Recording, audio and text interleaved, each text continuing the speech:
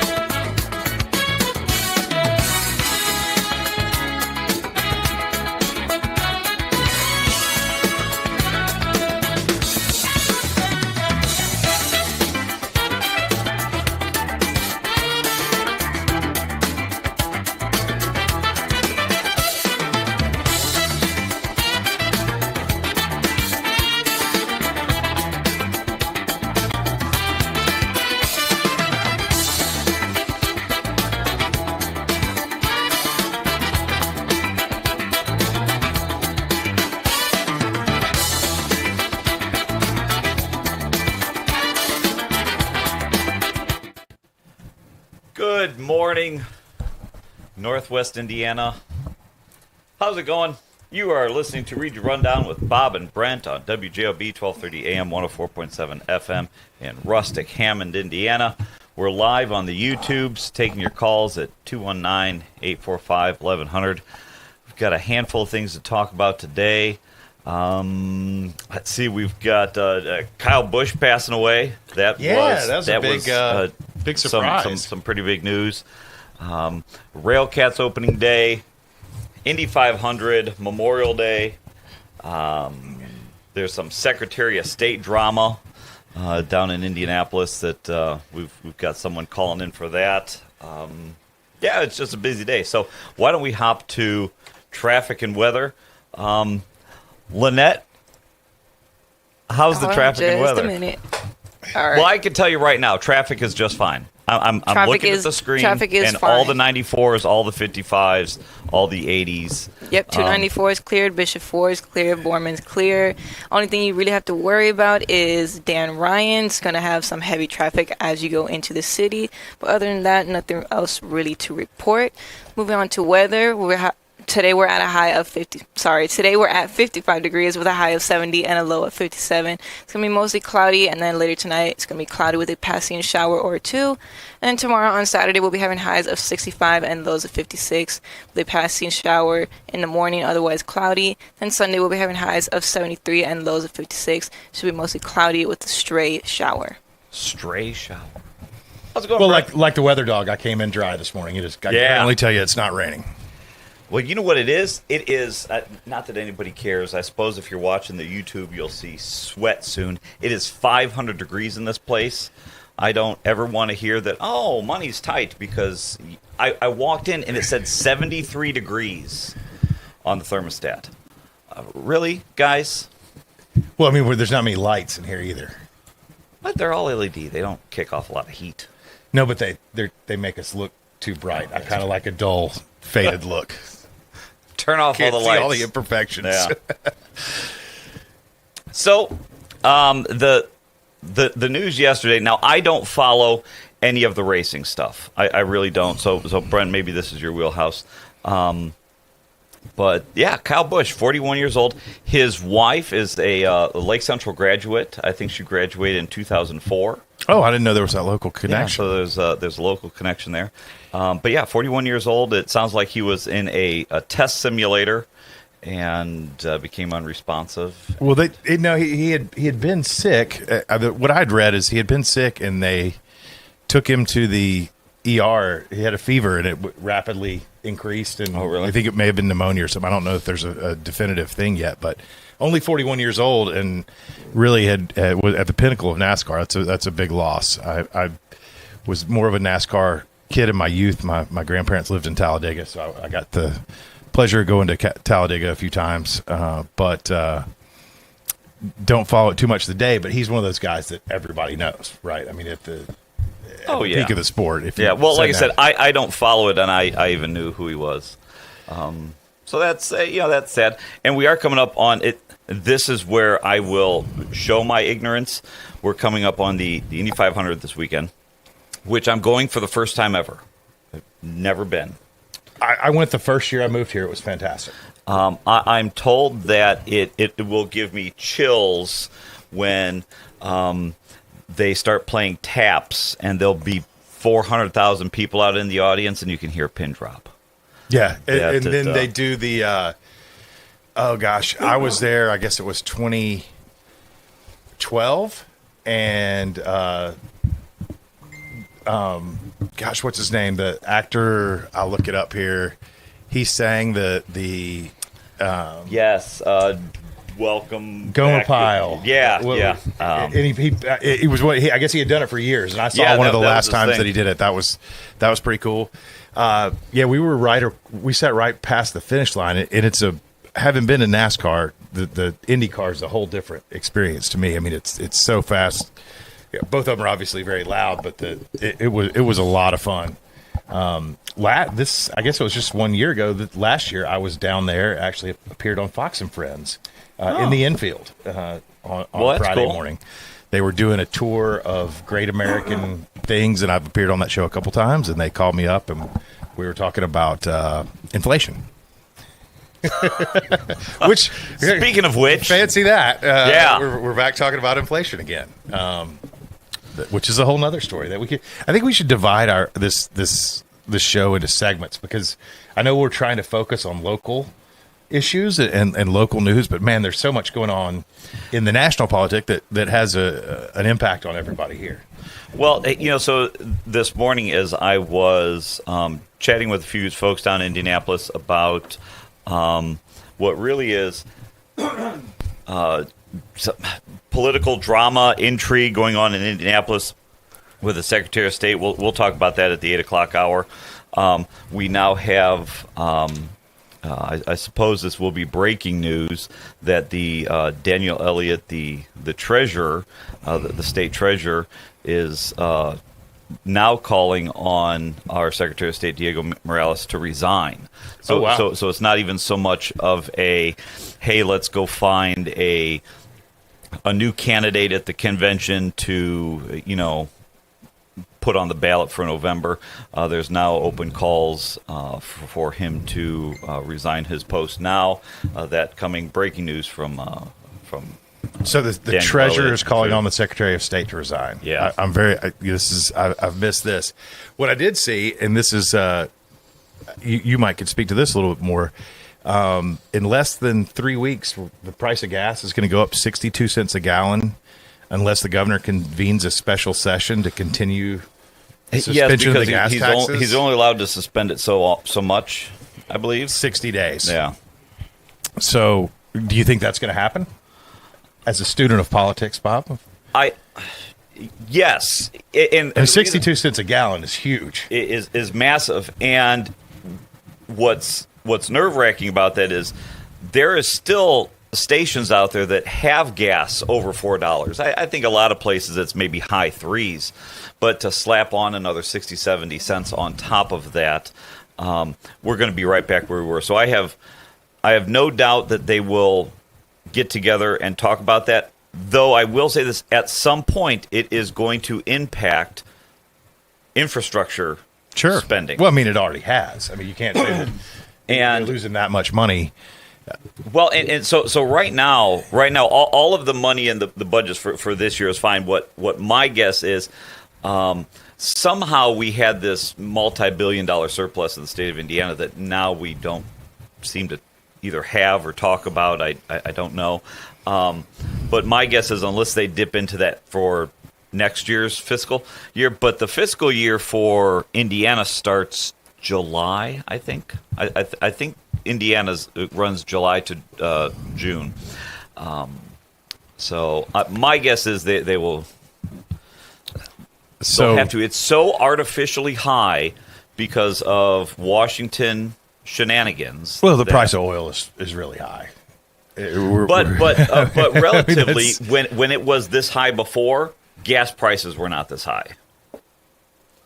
There was a really interesting graphic when last time, because what are we at, 100 and some odd? Yeah, we're at 105. Yesterday the high was about 110. I guess we're up about $4 a barrel. Maybe on your Google Webs, maybe someone out there can find it. And but the last time we were at that $100 to $108 a barrel, gas was not $5 a gallon. Gas so was what do you three something. Is that taxes or is that? I don't think it's taxes. I think it's the oil companies making money. Yeah, absolutely. But we do have a caller, and so it is 612, 613 in the region. Good morning, caller. You're on the air. Good morning, Bob and Brett. Good morning. Good morning. Yeah, Brett, I know you don't have Alzheimer's yet, but it's Jim Neighbors. Jim Neighbors. You know what? And he's from Birmingham, from Alabama originally. I can't believe I couldn't remember that. I knew him as Gomer Pyle. I know. We all, it's like certain times, somebody, a thing that I got to remember, something come up, and I can't remember it right at that moment. But then later on down the road, I'll remember it. But, I see you both got on time taking the train, but I was just curious about the holiday weekend. Is South Shore going to put extra trains on that extension to run up and down, empty up and down that extension to make it look good for the holiday? It would only have to make it look good. There was some pictures last week on Facebook. I can tell you from Dyer. Yes, there's cars in the parking lot, but I mean, I don't know that they have. I don't think it's something where they're struggling to find room for people on these trains. I think I don't even know how to say it without sounding snarky, except for the trains are running probably fine. They've got some people on them, but I don't think it's hey, we've got to add extra routes. I don't see anything on the South Shore line website saying they're going to be more or less trains on the holiday. I would assume it's just going to go as normal. I forgot to mention you guys last week when when somebody's place wouldn't open up until 2:00, but I went to East Chicago. I did better time. I made better time from Dyer to East Chicago in my car to get the other place to get me a Italian sausage with sautéed onions on it. I didn't have to wait for I love the extra, the color to the story. Well, we can with sautéed onions that were steaming as I unwrapped it from the foil wrapper. He's heading over there to the king of sausage in Northwest Indiana, Big Frank, over at Big Frank Sausage in Chicago. But, it's funny on the news. First condolences to the Kyle Busch family. 41 years old. Last weekend I was watching. I'm into motorsports. It's sad, and 41 years old. You just think 41 years old. He had been sick. He had sinuses, and then he asked on his radio on a race to get the doctor to give him a shot. He had been sick. Plus, the G-force in a car really hurts you. That's something that I read about. They said that even like a minor cold or something with the G-force they experience over time can make it much worse. Yeah, and it's just like, in NHRA racing, John Force, now his two other daughters raced, but his oldest daughter took care of the operations for John Force Racing. Well, his oldest daughter passed away from some kind of cancer or something, but nobody's hardly mentioned anything yet. But, I was kind of shocked because that's John Force's daughter, and last weekend, John was up here in Chicago with his racing team, but another thing about BP, they had to put it on the stupid news this morning that the United Steelworkers 701, BP is going to start negotiations because they want to make sure people will come to a sign that says BP gas station and buy gasoline or go in and buy chips, soda, and everything. I got one right by me, and I used to stop in there, but because it says BP on it, I wouldn't even buy a candy bar from that place for what they're doing to the United Steelworkers, I would, somebody got kicked off because they was going to do something disgusting at a school on Broadway. I was thinking about going by a BP gas station and do the same thing like somebody, but I'll be nice and leave it alone, but it's just, I'm going to let you go so everybody else talk about everything else, but you, Bob and Brent, everybody from the radio station and all listeners, this is the holiday Memorial Weekend. Remember our soldiers and the veterans, and everybody just have a safe holiday, Thank you very much. You too. Speaking of what, he said about about Memorial Day, I was talking with a veteran friend of mine yesterday, and the day before, doesn't matter. And he was telling me one of the things that I think sticks in his craw is everyone that goes around and says, "Oh, Happy Memorial Day, Happy Memorial Day." And he says he spends all his time reiterating to folks that it's Remember the Fallen, that it's a Memorial Day. It's not it's not Veterans Day. And well, do you know how it started? No, a little bit of Southern trivia for you. I was going to say I'm waiting to hear. Started the way you said it was like I have something to share. No, this is something you learned growing up in Alabama that you probably don't learn in Indiana. No. It was called Decoration Day, and it was people decorated, put flags and flowers on the graves of Confederate soldiers, and they call it Decoration Day. Also, a great album by the Drive-By Truckers, but that was the forerunner of Memorial Day. It became Memorial Day, and it's to honor people who've fallen in defense of the country. Decoration Day? Memorial Day. It started out as Decoration Day. Yeah. Well, that's pretty cool. Yeah. Little Southern fact for you to go along with Jim Neighbors, and I just looked it up. I think I'm trying to remember. He did it 36 times. He sang Back Home in Indiana. And I'm getting lit up, by the way. I've got a text thread of all my Indy friends here, and we're getting lit up here that says, how can you guys not know that song and who sang it. I'm not from here. I've been to the race. Neither am I. I'm north of the and Kankakee, I'm not like a big car racing fan. Yeah. But I do know Jim Neighbors, Gomer Pyle, and I think I may have seen it. It said he did it 36 times between 1972 and 2014, and I was either there in 13, possibly 14. So I either saw him the last or second to last time he did it, and it was fantastic. And again, it's one of those things. If you've never been, it's something worth doing, even if you're not a race fan or something. I'm looking forward to it. Like I said, you're gonna have a good time. I've never been. And it's not that I don't like crowds. I've never been. And again, some of my earplugs. Some of my indie folks. There's a handful of Hoosier things. I'm a lifelong Hoosier. I love Indiana. There's a handful of things. Sugar cream pie is a big thing. I don't know that I've ever had it. I've done that. Now I will do a pork tenderloin sandwich. Yeah, that was the first one I learned about, the giant. Yeah, where it's a little tiny bun silly on top. with the bun. Yep. Yeah, no, I will do that. But never done the 500. I think maybe one point in time when I was a kid, maybe we went to, what did they have? What was it last week? Time trials, maybe? I don't know. Might have done that. At the track there? Yeah. 219-845-1100. Give us a call. It is a nice Friday, good weather. I'm in shorts today. You can't see because we got a table, thank God, but this is fat guy weather. Do we have any calls, Lynette, or do I gotta? Hey guys, I'm telling you, 219-845-1100. If you don't call in, it's just Brent and I talking about the things. So we have. I will go back to this. The breaking news of the morning is Daniel Elliott, State Treasurer, is calling on Indiana Secretary of State Diego Morales to resign as Secretary of State.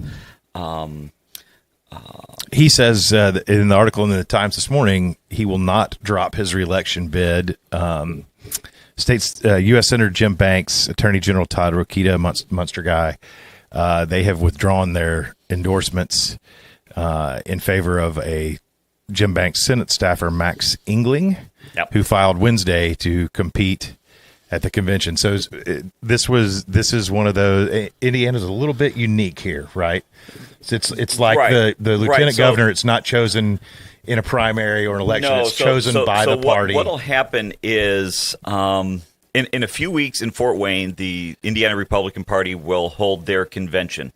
And a couple weeks ago, during the primary election, if you went, and Democrats do the same way.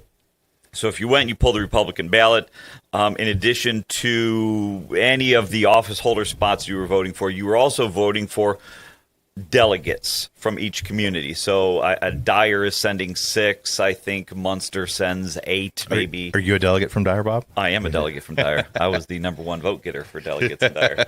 The champion delegate. the champion. I am king delegate from Dyer. But no, so all of these delegates are elected by those Republican voters.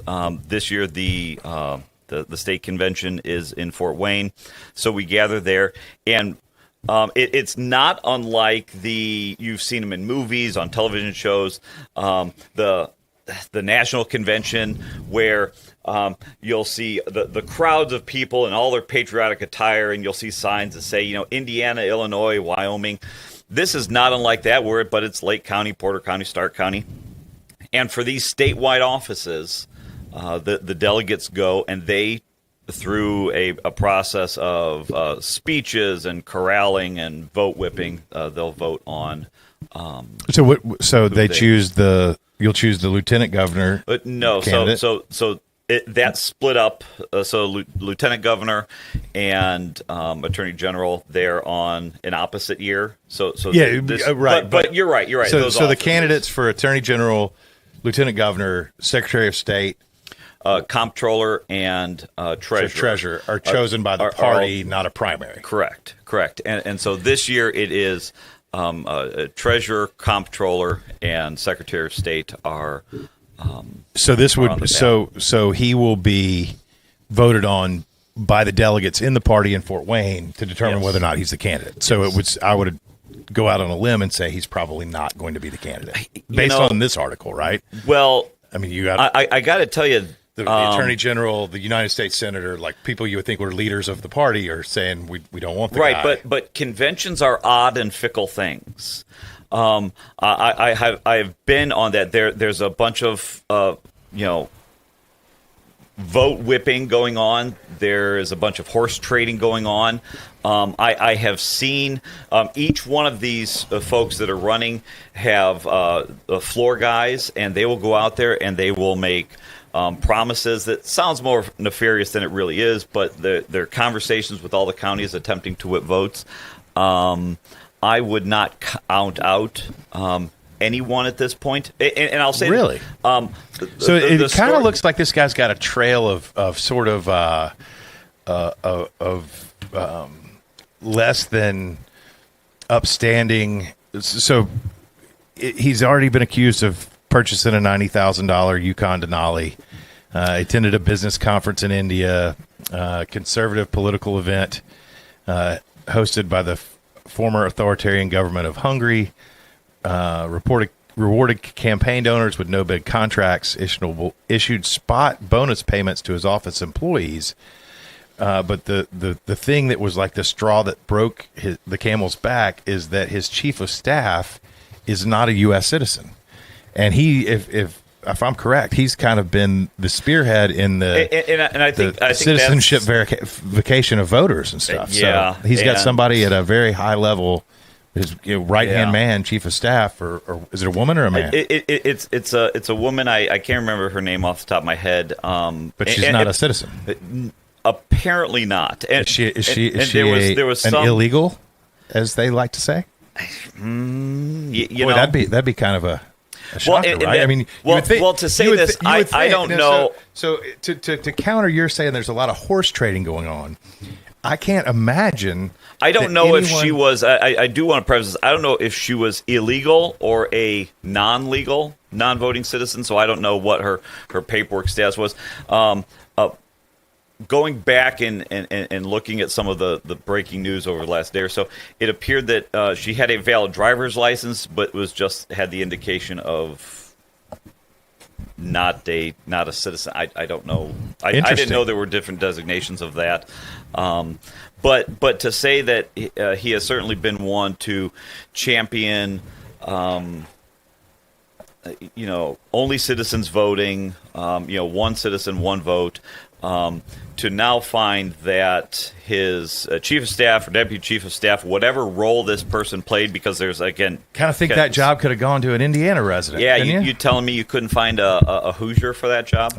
And interesting question. And so there's that. But Lynette is telling us she's giving us the signal. She might have put us on radio ads 2 minutes ago. I don't know. But it is 6:27 in the region, and we'll be back in a few minutes.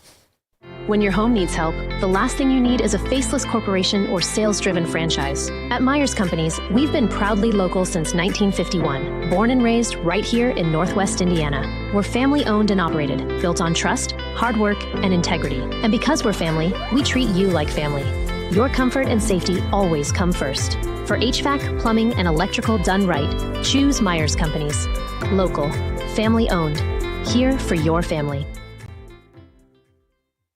For over 100 years, Roofers Local 26 has been keeping Northwest Indiana dry and safe. Since 1919, our highly trained members have built a reputation for skills, safety, and reliability. With a 4-year apprenticeship and certifications in OSHA safety, first aid, and CPR, we deliver quality you can trust. When you need roofing done right, choose Roofers Local 26, protecting what matters most for over a century. For more information, visit www.roofers26.com.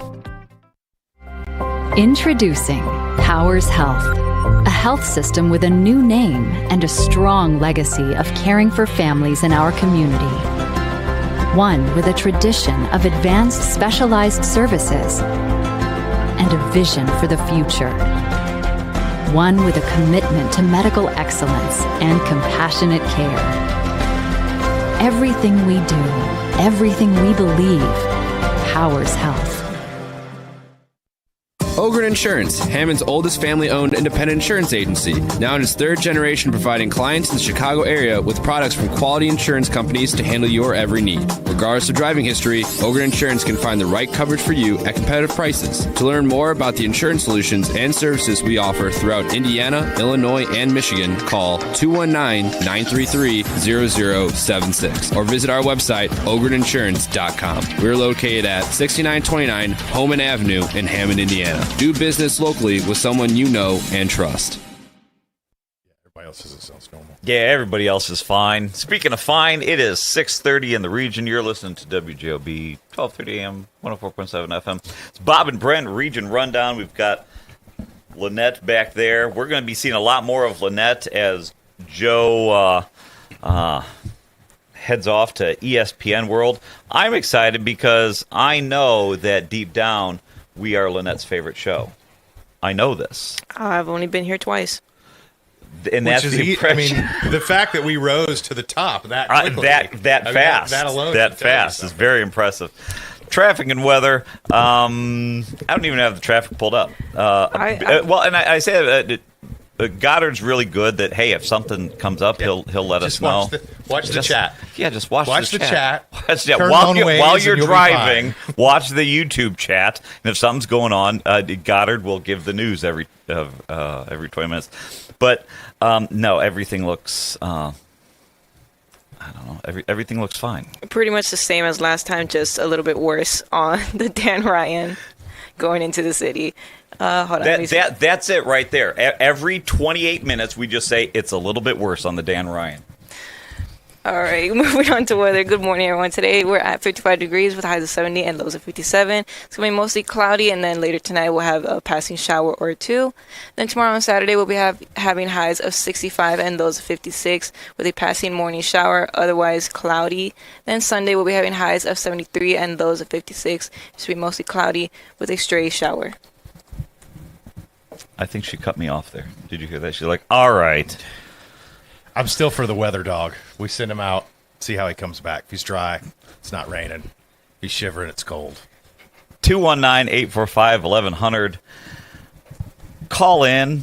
Otherwise, we're going to have Lynette just scold us on how we're not talking into the mics and not taking breaks. And I'm going to end up going and talking about national stuff because I think there's so much interesting news there really going on is. Right now. There really is. It's a very interesting time. I know that just for my own, safety, I shouldn't talk about any of the Thomas Massey conspiracy theories, but boy, was that isn't that something else? I sure would love to have a group of people donate $15 million to me. And the turnout doubled in the race? Yeah. Did you see that? It was literally double even in presidential years, it was double the turnout in the primary. Yeah. Well. But I thought it was really funny. He caught some flack, but when he was making his concession, he said, he said, "I'm sorry this took so long. I was trying to call my opponent, but he was in Tel Aviv." Yeah, but he was in Tel Aviv, and that was obviously a reference to Mary Madison, who donated, I think, $15 million. Most expensive congressional primary campaign ever in history. Yeah, in Kentucky, and that. So, when people are donating that much money, there is a clear expectation.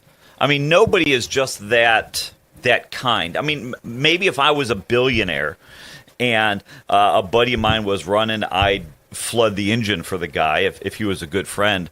I guess I'm not going to be flooding any engines. Well, it was soon. I mean, that's the. But I mean, really, when you can have one. I think you just made a really good point.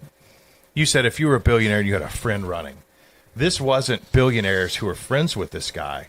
This was billionaires who were going to support whoever the candidate was against Thomas Massey, which it's.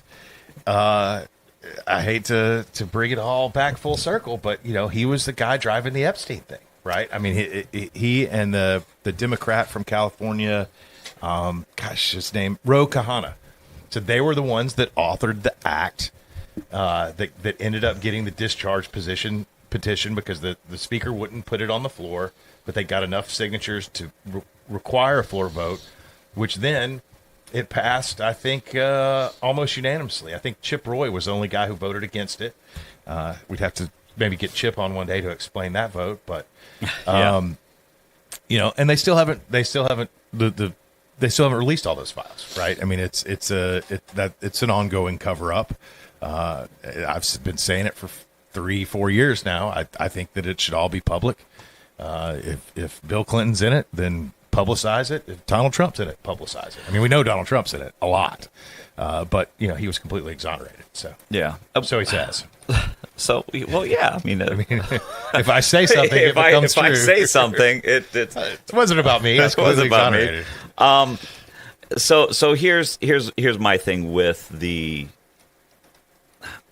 I don't know. You know, this lasts on YouTube forever. So in 5 years, someone will say, well, you said this. Yeah, I did. So at the time, on Friday, May 22nd, it does appear that a group of, you know, that a foreign interest group dumped millions of dollars into a race that, I mean, it's rural Kentucky, guys.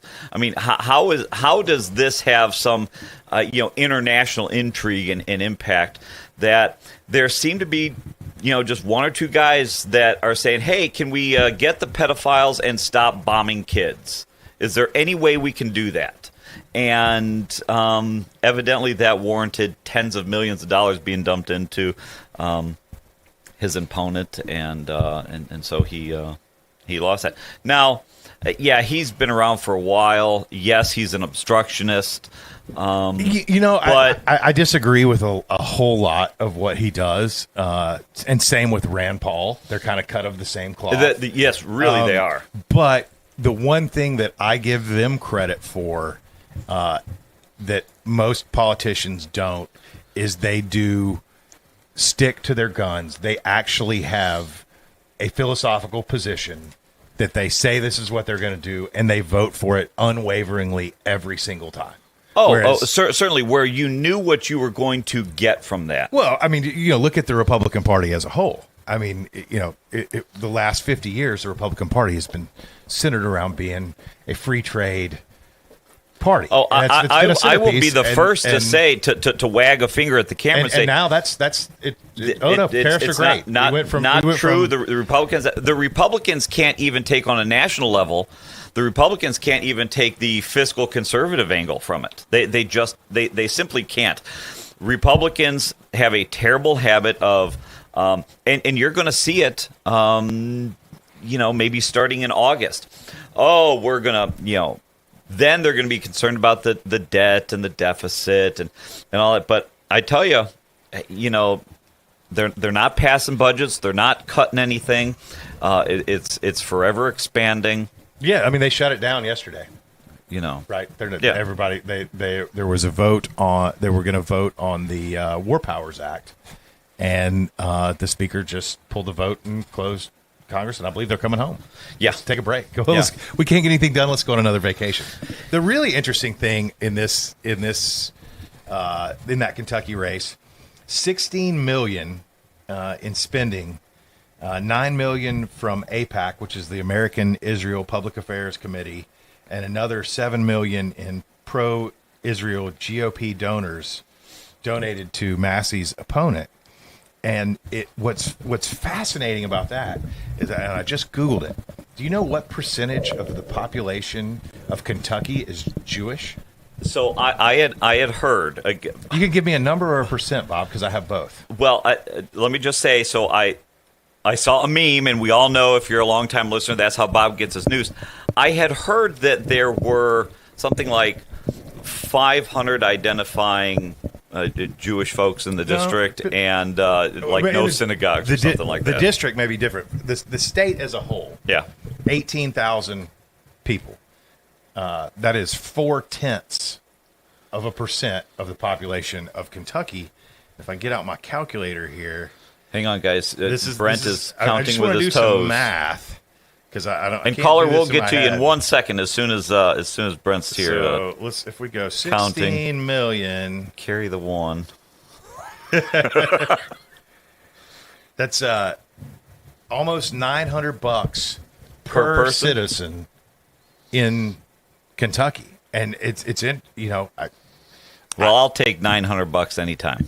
Yeah, I mean, but I think that it's that's an interesting metric when you look at the control in such a there's a narrowly divided House, right, in the United States, so every seat counts, and that Israel is so intent on gaining supporters in the House that they're spending that much money in a race. Seemingly, very few of their citizens or supporters of Israel. I mean, I guess I don't know if being a Jewish person obviously doesn't automatically make you a supporter of the current government in Israel. Right? No, I mean, it's one thing if you talk about New York, which has an enormous Jewish population, and there's that was some of the conversation of I completely understand if you are running in a district that has a huge ethnic population of any type, there's certainly going to be more interest. Absolutely. There.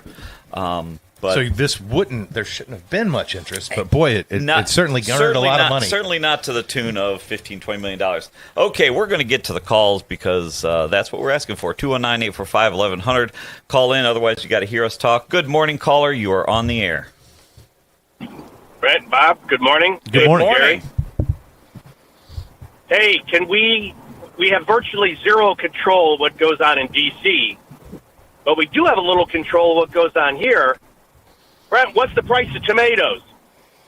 Let me look.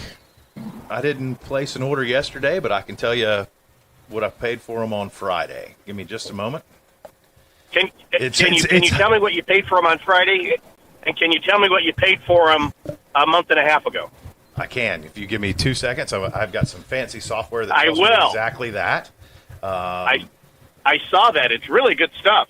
Yeah, it's a pretty amazing thing. Like half the callers now are like, "Is this the soybean report?"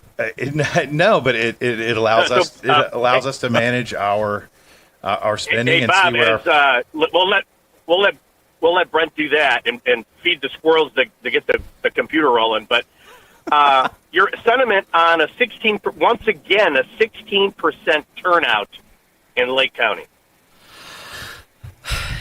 Yeah, at the end of the day, so here's an interesting number: 16%, 17% turnout.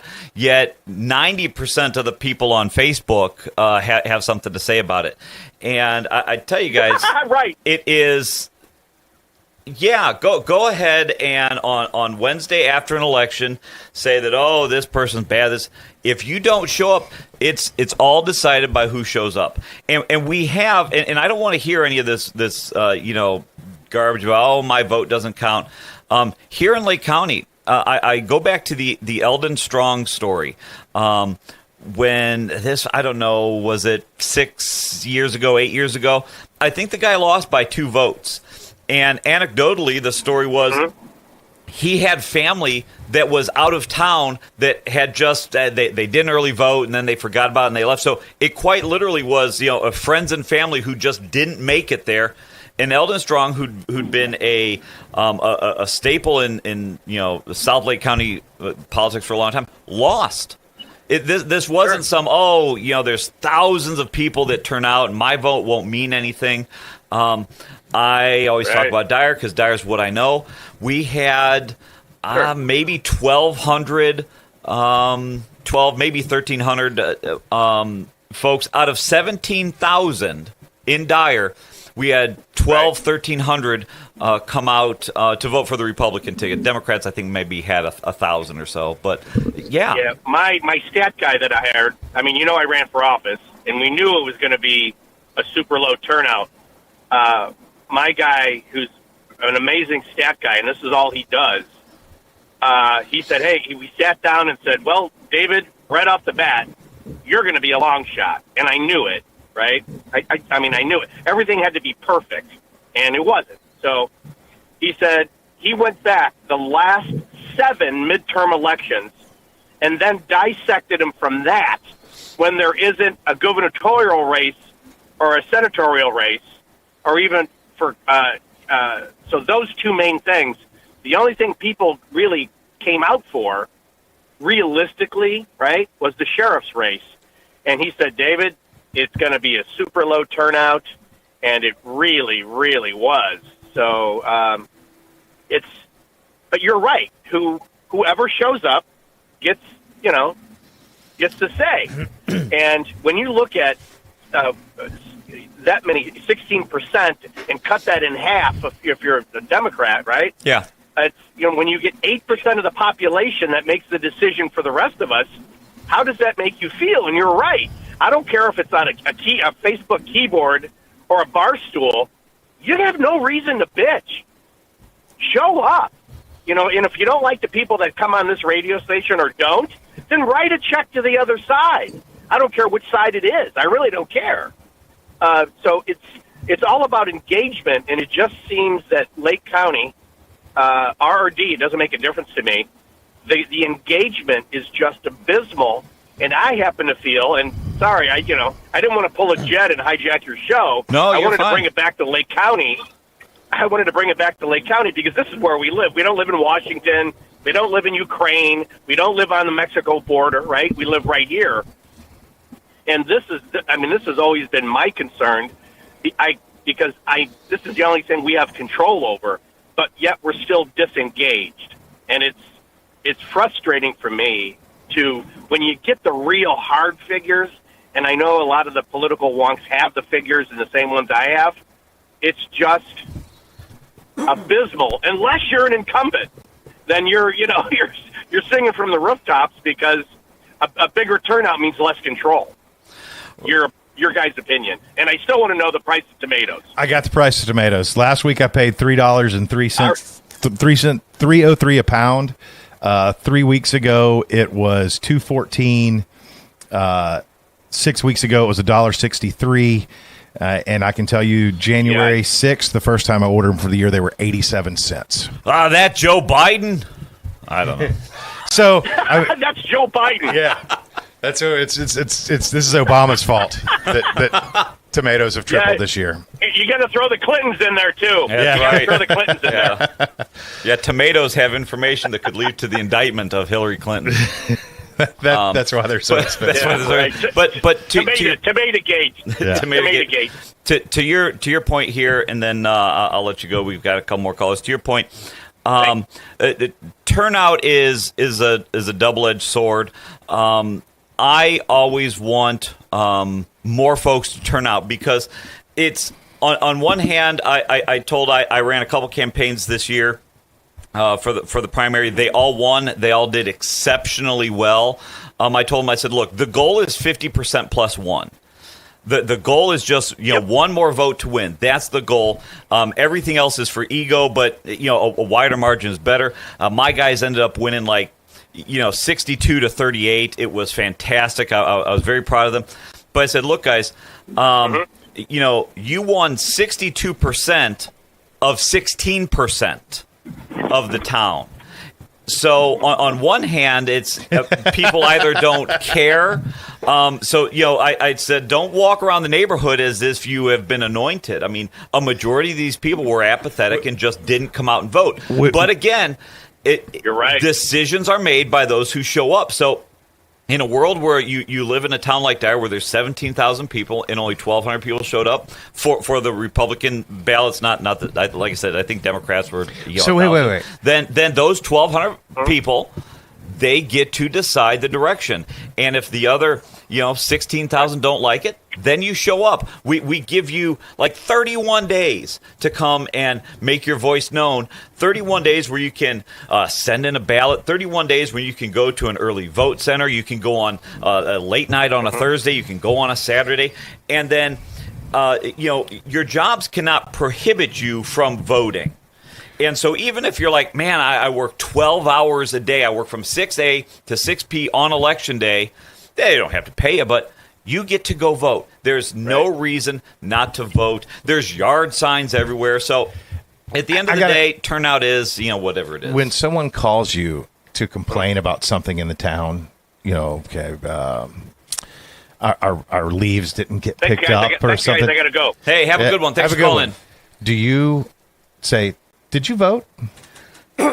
Never, because at the end of the day, it is you are shepherding 17,000 people, and whether they they all live choose there. to Yes, whether they choose to participate participate in the process or not. Yes, right. You're there for all of them.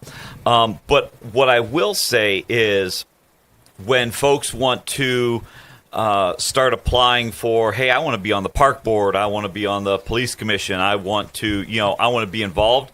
I'll be honest, I do look at whether or not you voted, because that is the for me, that's the base level. If you don't vote, if you're not registered to vote, and if you don't vote, I can't tell who you voted for. I mean, I could tell if you pulled a Republican or a Democrat primary ticket, but we don't know names. I don't care who you voted for, but if you're not willing to, 1 or 2 days a year, 3 years out of every 4, show up, you're not getting on a border commission. It's just not going to happen. We've got another caller. Good morning, caller. It is 6:50 in the morning. You're on the air. Hey, good morning, gentlemen. Thanks for taking my call. I wanted to, listening to talking about the Massey crazy disaster with the money. Yeah. Brett, I think, said something about his opponent was overseas. No. Massey made a joke about he couldn't find him to call him to concede because he was in Tel Aviv. He was joking about all of the support from AIPAC that he got. The guy was in Kentucky. Sorry, I didn't make that clear. I gotcha. Well, but going back to that, the reason this, and it all goes back to Citizens United. That's why we have the best government and the best judicial system. Look at the so-called Supreme Court that money can buy, because unfortunately we need to get rid of Citizens United, because now we have foreign entities. Since Erdogan is out in Turkey, it's been shown that money was directly given from Erdogan to the RNC, and that goes way back to, and that's the reason why I'm not a member of the RNC. The RNC was given money from Russia. Russia was giving millions of dollars to the RNC. But you don't hear that on certain news outlets, such as Fox. Yeah, I think it was CPAC that he was basically funding CPAC and keeping it afloat. I watch Fox Entertainment because that's what they have to be called, since they were sued for almost $1 billion when Mr. Tucker went away. But you won't hear that on AON or Newsmax or anything. But facts are facts, and numbers don't lie, but people do. And now all that money that was spent on Massey, they're not able to donate. These donators that were supposed to donate to this ballroom, throne room, whatever you want to call it, that wasn't supposed to be financed at one time at all. Then it went from 400 to a million to $1 billion, and now we have the reflecting pool that's been ruined, and that was supposed to be 1.5 million, and now it's 12 something, and it's not going to reflect anymore. Where's those? Don't forget the Arc. Can I ask a question? Yeah. Yes, to all. Oh boy, the Arc de Trump. To all those, and to all the veterans. Yes, and I have my uncle is buried in Arlington, and I tell you what, the veterans are in an uproar over that it's disgusting. It's not. The thing is, these things aren't needed, but we're told that we want. Can I ask any of you gentlemen? Did you want a ballroom? No, I mean everybody knows that's a lie. No one's cared about a ballroom. We were told that we wanted a ballroom for hundreds of years. Numbers don't lie, but people do. And that's part of the problem is for the president to say something like that everybody knows is objectively false. And I saw a stat yesterday that our national debt is increasing at the rate of $5 billion per day, faster than it has ever grown in history. $5 billion per day. So to me, part of that, we shouldn't be doing anything. there should be no. We shouldn't have torn down the East Wing to begin with. I don't think that's correct. I don't think we should be building a $100 million art over that's going to obstruct the view of Arlington from Washington D.C. There's a lot of things that we shouldn't be doing, but there is no current check on the executive branch. The Congress isn't doing that, and that's where we are. And I was on this radio the day after the election when President Trump won his second term, and Dave Kuziak and I both sat here and said, "Hey, this is we have voted. The country has voted for this, and we're going to get what we voted for." And he is the president. He won the election, and this is what we knew who he was and what he would do when he was elected. We haven't even touched on the $1.8 billion settlement that the IRS settled, or the DOJ settled with the president in his own case, which the judge was getting ready to throw out. Yeah. And then the judge, I guess there's a legal principle that the two sides of any case have to be in conflict. And her question to both sides was, issue briefs on why you're in conflict with each other, because President Trump was the president when his tax information was released by an IRS person that worked in his government. That person, by the way, was punished to the full extent of the law and went to jail. And then the DOJ, right, the day before those briefs were due, dropped the case and said, we've settled. And, as President Trump said, he had to settle it with himself. And it's $1.8 billion of our tax money that he's going to dispense, or his commission that he appoints is going to dispense to people that have been weaponized against or something. Yeah. But it is what it is. This is what we voted for, and this is why, as Bob was just saying, people need to participate. Elections have consequences. They won, right? And this is it. We're seeing it now. You're a businessman. And did you know that part of that slush fund bill tucked in there was that he and his family cannot be audited or bothered by the IRS anymore? Wouldn't you like, so in essence, they can cheat even more, and wouldn't you like to sign up for that, where your business could just do whatever you want and with your taxes? Yeah. And I've been audited. Likely, along the line. I've been through the ringer, my friend. Right. But supposedly now he won't. He and his family won't have to. And because why would we audit them? They haven't done anything wrong. I didn't do anything wrong. I got a no change order, but I still had to spend 9 months defending an audit. Yeah. After 9 months, they sent us a letter and said, you did everything correct. Well, my tax attorney couldn't believe it. He said, they never send these letters. So his enablers and his defenders say that he pays his taxes up front. Well, I would be more than happy, and I'm sure everyone else would, if you could pay your taxes up front, but then get almost all of them back. Yeah, so they don't finish that sentence. Yeah, I pay my taxes up front. Oh, really? Then what do you get back? What do you taxes like that are on a different level that I can even comprehend, and I don't know.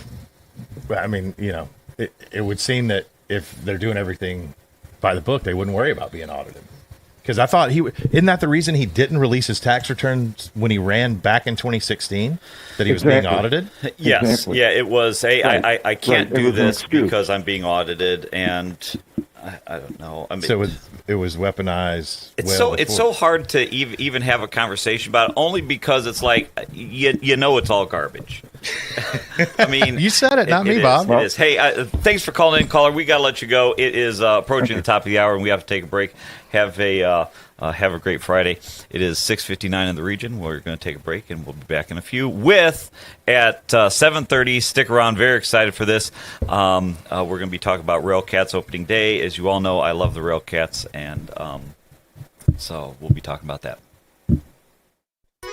Summer's coming, and Deep River Water Park is taking applications for all positions. We have jobs both inside and out for all ages that offer great benefits. Free admission on your day off for you and a friend. Free uniforms, paid training, make new friends, flexible scheduling, and more. To apply, just go to deepriverwaterpark.com and you're on your way to a summer of rewarding fun. Deep River Water Park. It's simply splash-tastic. From the gas in your car to the heat in your home and the roads that you drive on, our work powers daily life. We are USW Local 71, the proud men and women of the Whiting Refinery. We're not just refinery workers. We're your friends and neighbors, raising our families here, shopping in the same stores, and cheering in the same stands. USW Local 71, powering the region because we are the region. Life's biggest challenges don't come with a warning. When legal issues arise, whether it's a car accident, personal injury, criminal charge, or representing you before municipal boards, you need a trusted advocate on your side. At Westland & Bennett, we listen first because your story matters. We provide strategic, personalized legal solutions to protect your rights, your freedom, and your future. Peace of mind starts with a conversation. Call 219-440-7550 today for a free consultation. It's the simplest expression. The smallest thing that changes everything. A smile. So easy. A smile lights it up. Apologizes. And welcomes unconditionally. Because the shortest distance between two people is a smile. Thank you. Strachan Van Til, where making life easier starts with a smile.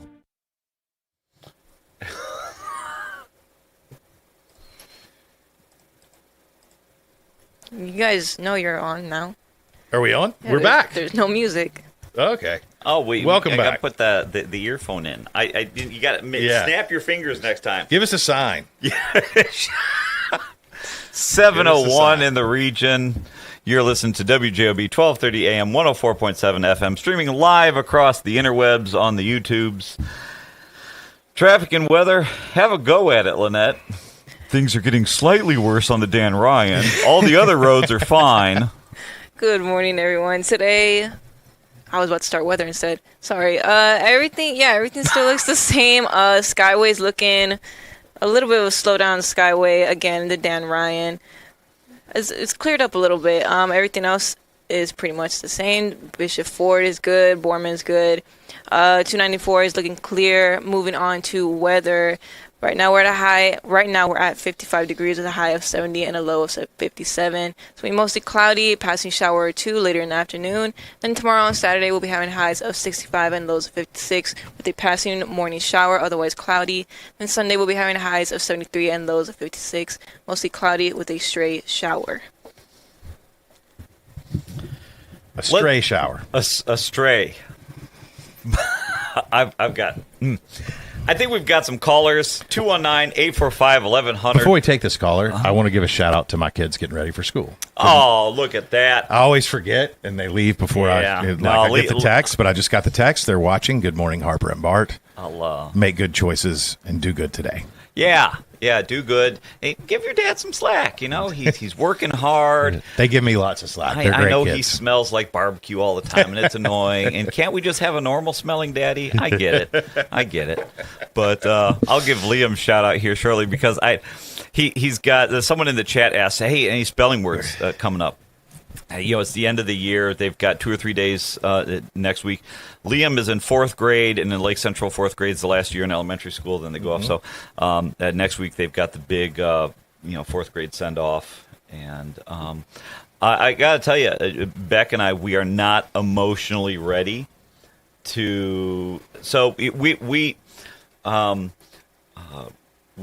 adopted Liam from we had him from day one. We were there at the hospital in Nevada the day he was born, and but I don't know where 10 years in preschool and kindergarten, elementary school, I don't know where it went, and Beck's having a real hard time with it. I am. He's going to middle school. I don't know how that happened. So, anyways, but. We can talk about that soon.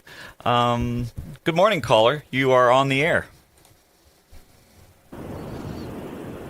Hey, good morning, gentlemen. How are you? Good morning. Gentlemen, you must be calling into the wrong show. That's some Chicago station. It's not I'd us. like to remind that last caller. Of Biden and the auto pen pardons he granted right before he left office.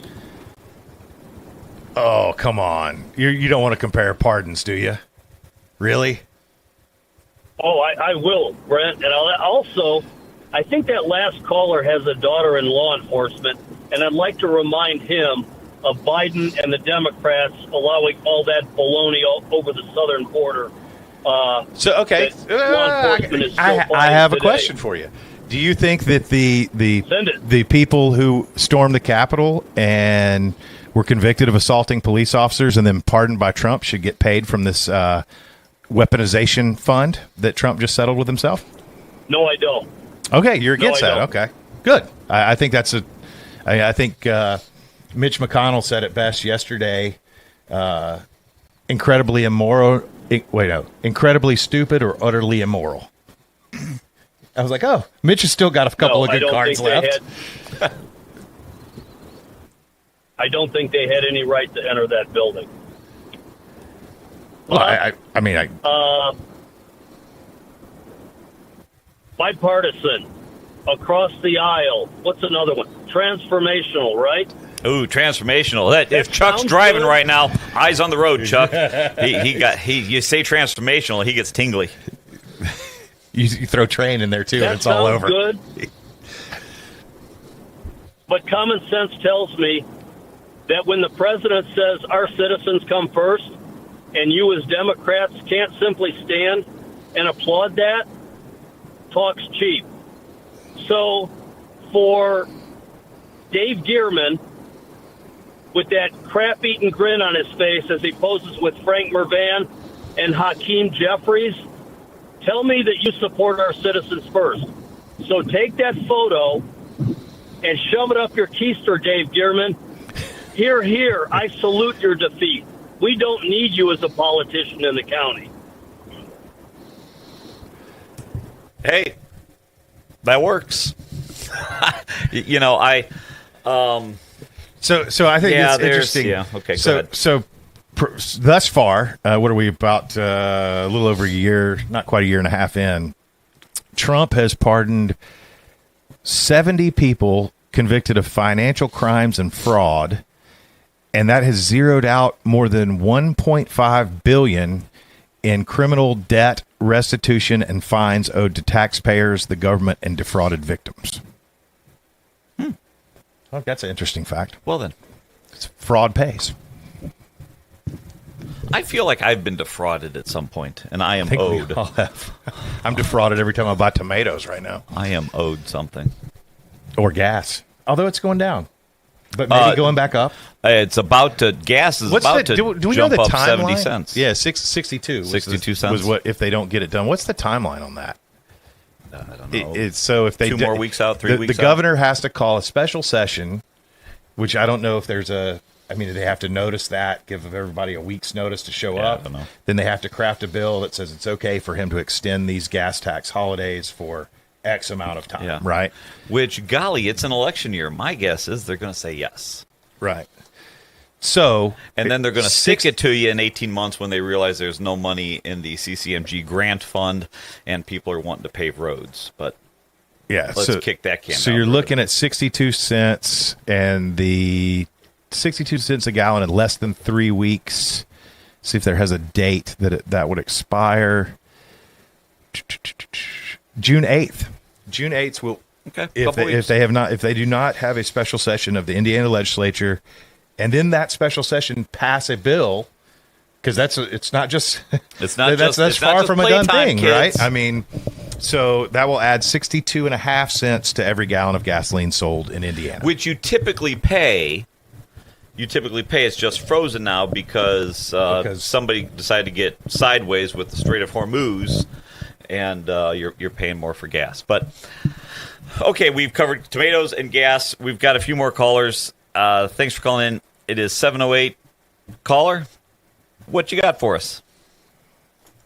I'm here, boys. Brett. Geez, I see the text messages now. Why do you text in all caps? Why is that? Because it's the same way he talks.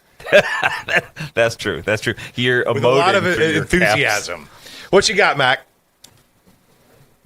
Yeah, why don't you go stop by Jewel, 99 cents for tomatoes, and at the Indian store, the big, I think they call them beefsteak tomatoes. They got them on sale for $1.19 a flat. You get about 18 tomatoes in there. My Indian buddy just bought 2 flats yesterday.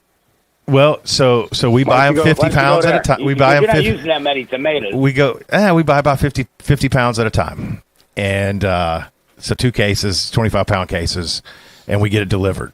If I had to go to the grocery store and buy everything that we need to work, I would just spend my day filling my truck and driving back and forth. We get multiple deliveries from food. The produce guy comes, Lynn's comes, broadliners like U.S. Foods and Performance Food Group come. I don't have the flexibility to and I shop between my distributors every time I purchase something. I compare the prices between everybody that sells it, but I can't drive from grocery store to grocery store. And I'm going to send one of your guys out. You can do it. So, anyways, let's get back to the Capitol. In the grocery store, that's called a loss leader. Hey, champ, let's get back to the important things here. The Capitol. The Capitol, yeah. On January 6th.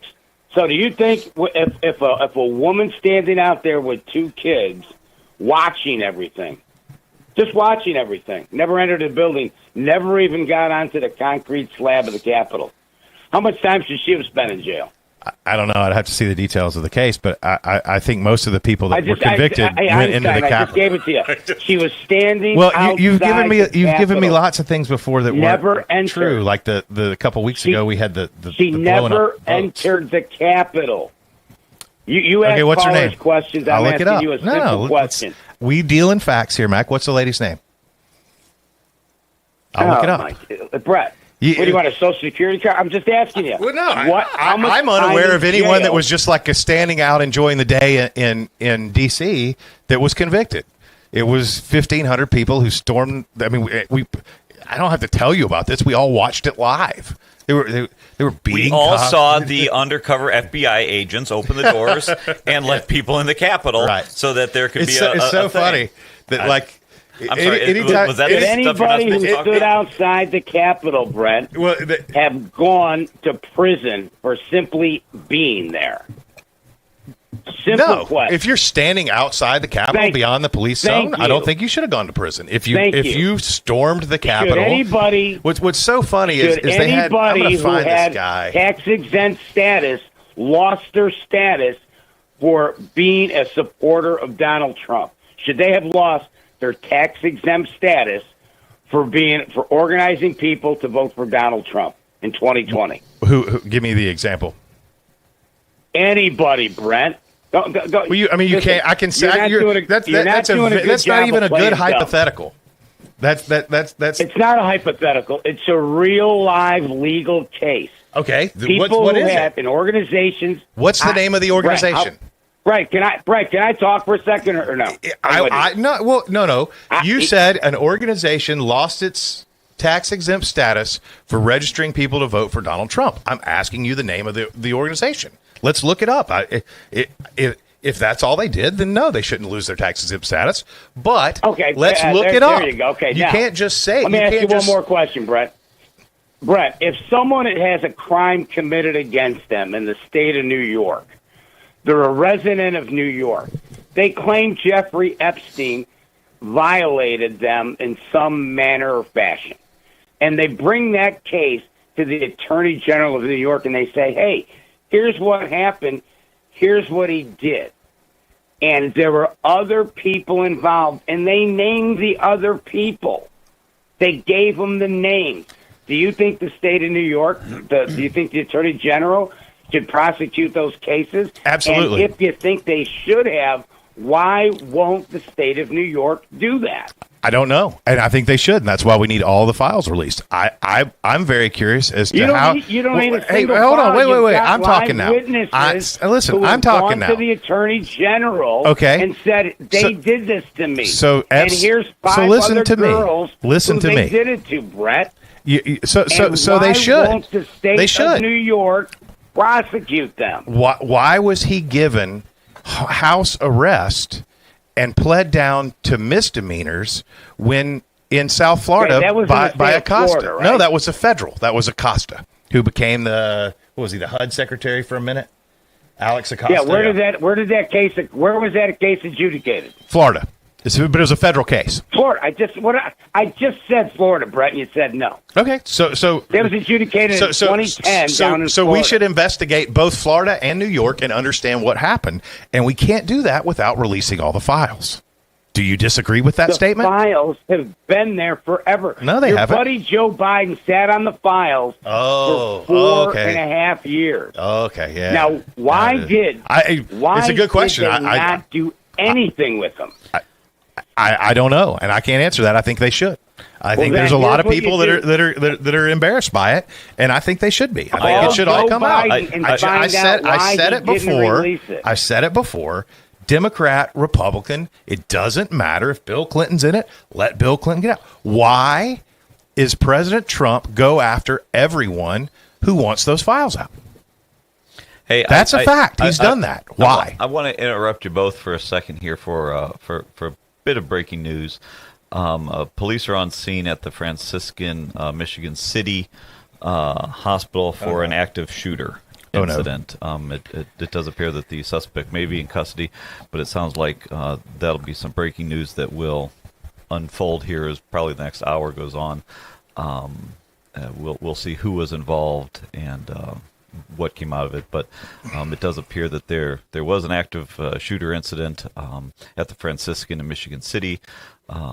Receiving word from Paul Goddard that the suspect is in custody, and so we will, as that unfolds, we'll let you know how that goes. One more question, Brett. How many times did Jeffrey Epstein go to the Clinton White House? No clue. Over 17 times. How many times did he go to the Trump White House? Never. Now, you think you might want to ask that guy? Hey, what kind of business was Jeffrey Epstein doing at the White House? That's a good question. Let's get the files out and find out. Let's find out. Why are you so scared of the truth? I want to know why he went to the White House. I want to know why the Commerce Secretary went to his island. Him on an interview. 6 years after after he lied and said he didn't have anything to do with him. Now it turns out he's in the photos on the island and in front of Congress. He said, "Oh, I forgot. I just lied to you the first time." Lutnick. Hey, Mac. I'm going to let you. Lutnick. I'm going to let you go. We've got a few more callers, and then we've got a real good 7:30 coming up here. I'm afraid the more we talk about this and I can Epstein, do this all day. They're going to determine that WJOB is just 2 weeks away from developing a nuclear weapon, and it'll be all over for us. Like Cuba. Did you see that yesterday? Yeah, Cuba. We're getting Cuba too. So state-sponsored terrorism. Mac, it's a huge threat. Call in later on. At 7:30, we've got Rail Cats because it's opening day, and that'll be fun. At 8 o'clock, we're going to talk about the Secretary of State, so give us a call later on. I've got a handful of calls I need to get through. So you're the best. Text me in all caps. You're wonderful. High five. XOXO. Caller, you are on the air. How's it going?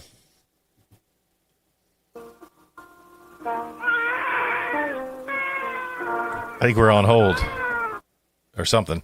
Next caller?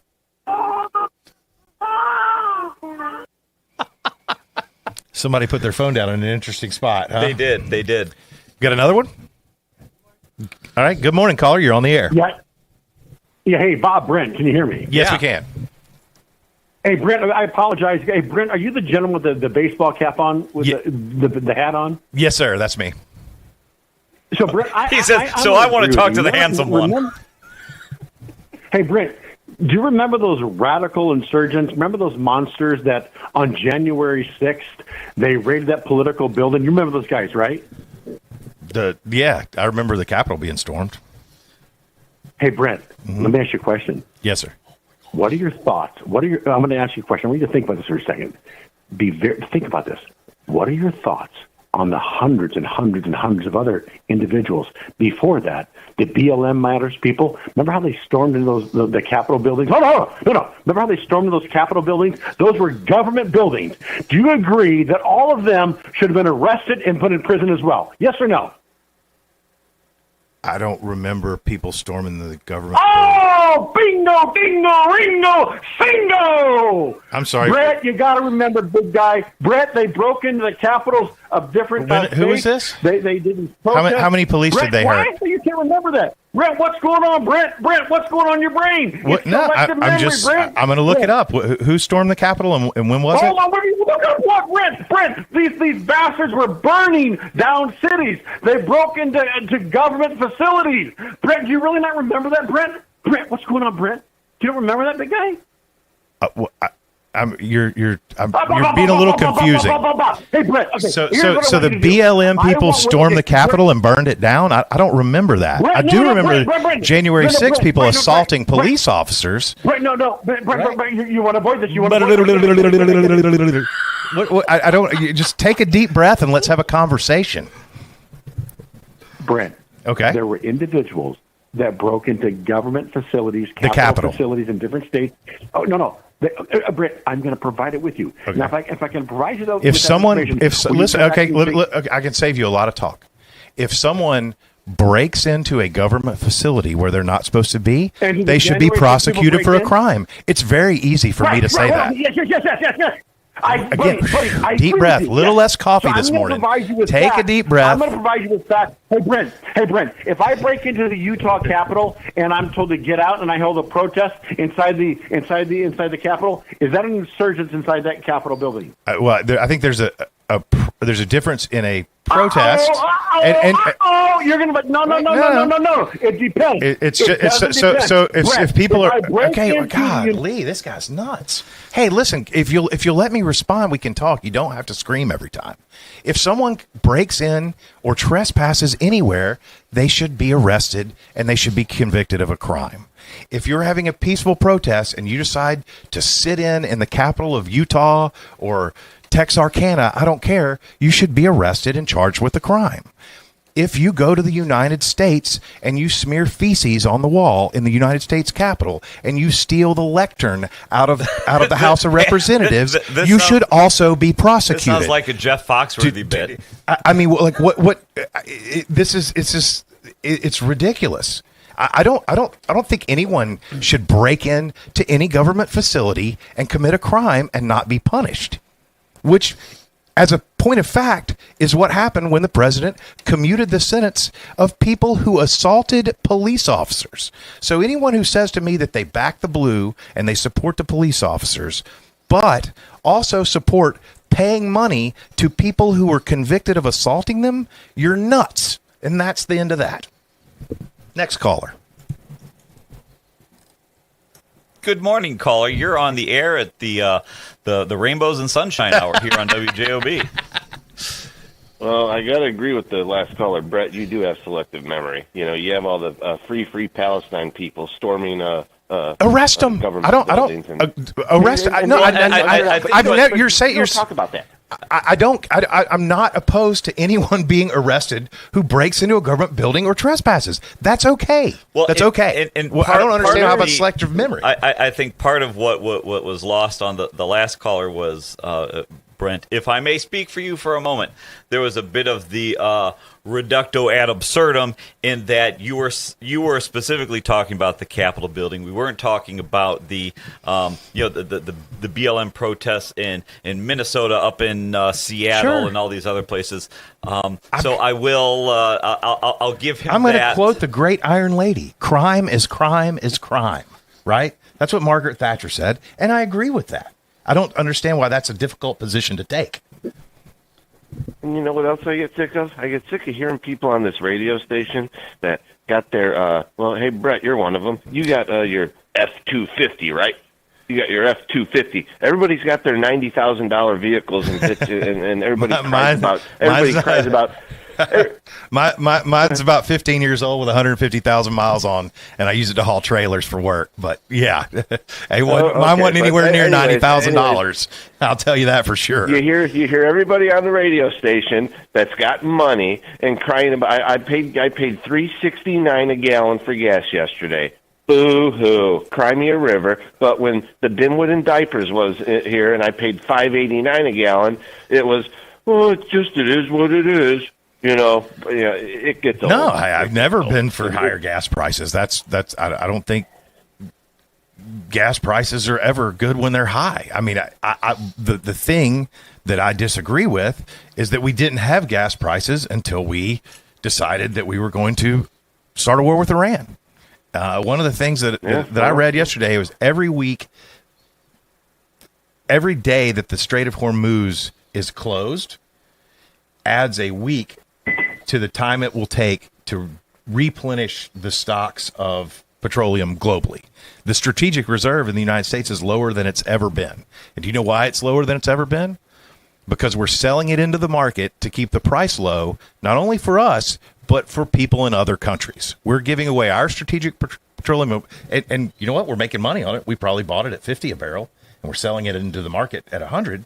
But that's going to run out at some point, and we have to have a resolution. And the 2-week war is, 8 weeks in, right? Yeah. And we're price of oil's high as ever. It's open. This is avoidable. We closed it, so we had to open it again. But we're closed. They closed it. We closed it. We're in complete military control is what the president said yesterday. But then Iran says no, we are.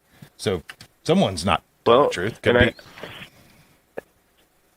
Well, the truth be, I hope in the long run we get them terrorist monsters done over there, and we follow suit with the UAE and get our hemisphere wrapped up and get out of OPEC, because OPEC is nothing but an oil cartel.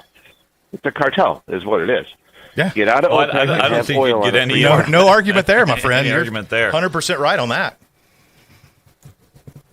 So, you guys have a great day. Hey, you too. Thank you very much. We are going to take and have a good Memorial Day. Hey, you too. Enjoy the Indianapolis. It is 7:26 in the region. We're going to take a break. When we come back, it is going to be Bob Starkey fanning over Railcats because it's some of the best entertainment that you're ever going to find in the region. Today is opening day, and we're going to be talking about Railcats. So we'll catch you back in a few. It's gold rush time at Albert's. Oh, looky here! Oh, those are gonna fetch a pretty penny. Well, who's gonna buy them from us? I'll buy that gold from you. What did you say? I said I'll buy that gold from you, and I'll give you top dollar. That sounds great. It's gold rush time. We will see you at Albert's. Fox Point's free summer Wednesday night concert series kicks off June 3rd with 16 candles. As June heats up, dance to Rico, Boy Band Night, and the Chicago Experience. Then join us for our first free Friday Night Lights concert featuring Fearless, a Taylor Swift tribute, and Beyond the Blonde on June 26th. Fox Point in Lansing, Illinois is just minutes from I-8094 and parking is free. Visit foxpoint.org for our full schedule. That's point with an E, foxpoint.org.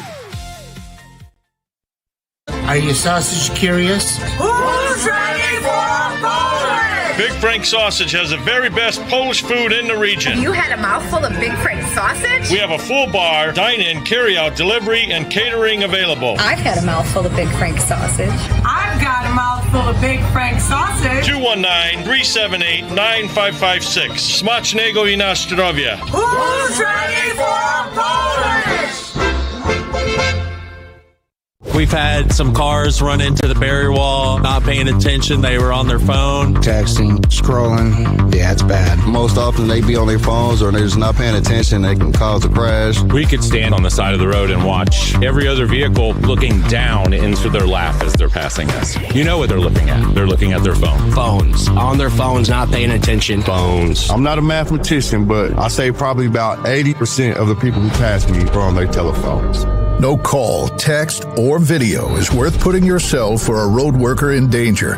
When driving through construction, LIUNA members ask you for your sake and ours. Slow down, stay off your phone, please. Be aware where we're at, where the cone zones are at. Stay off your phones and buckle up and drive safe. We're not asking for much.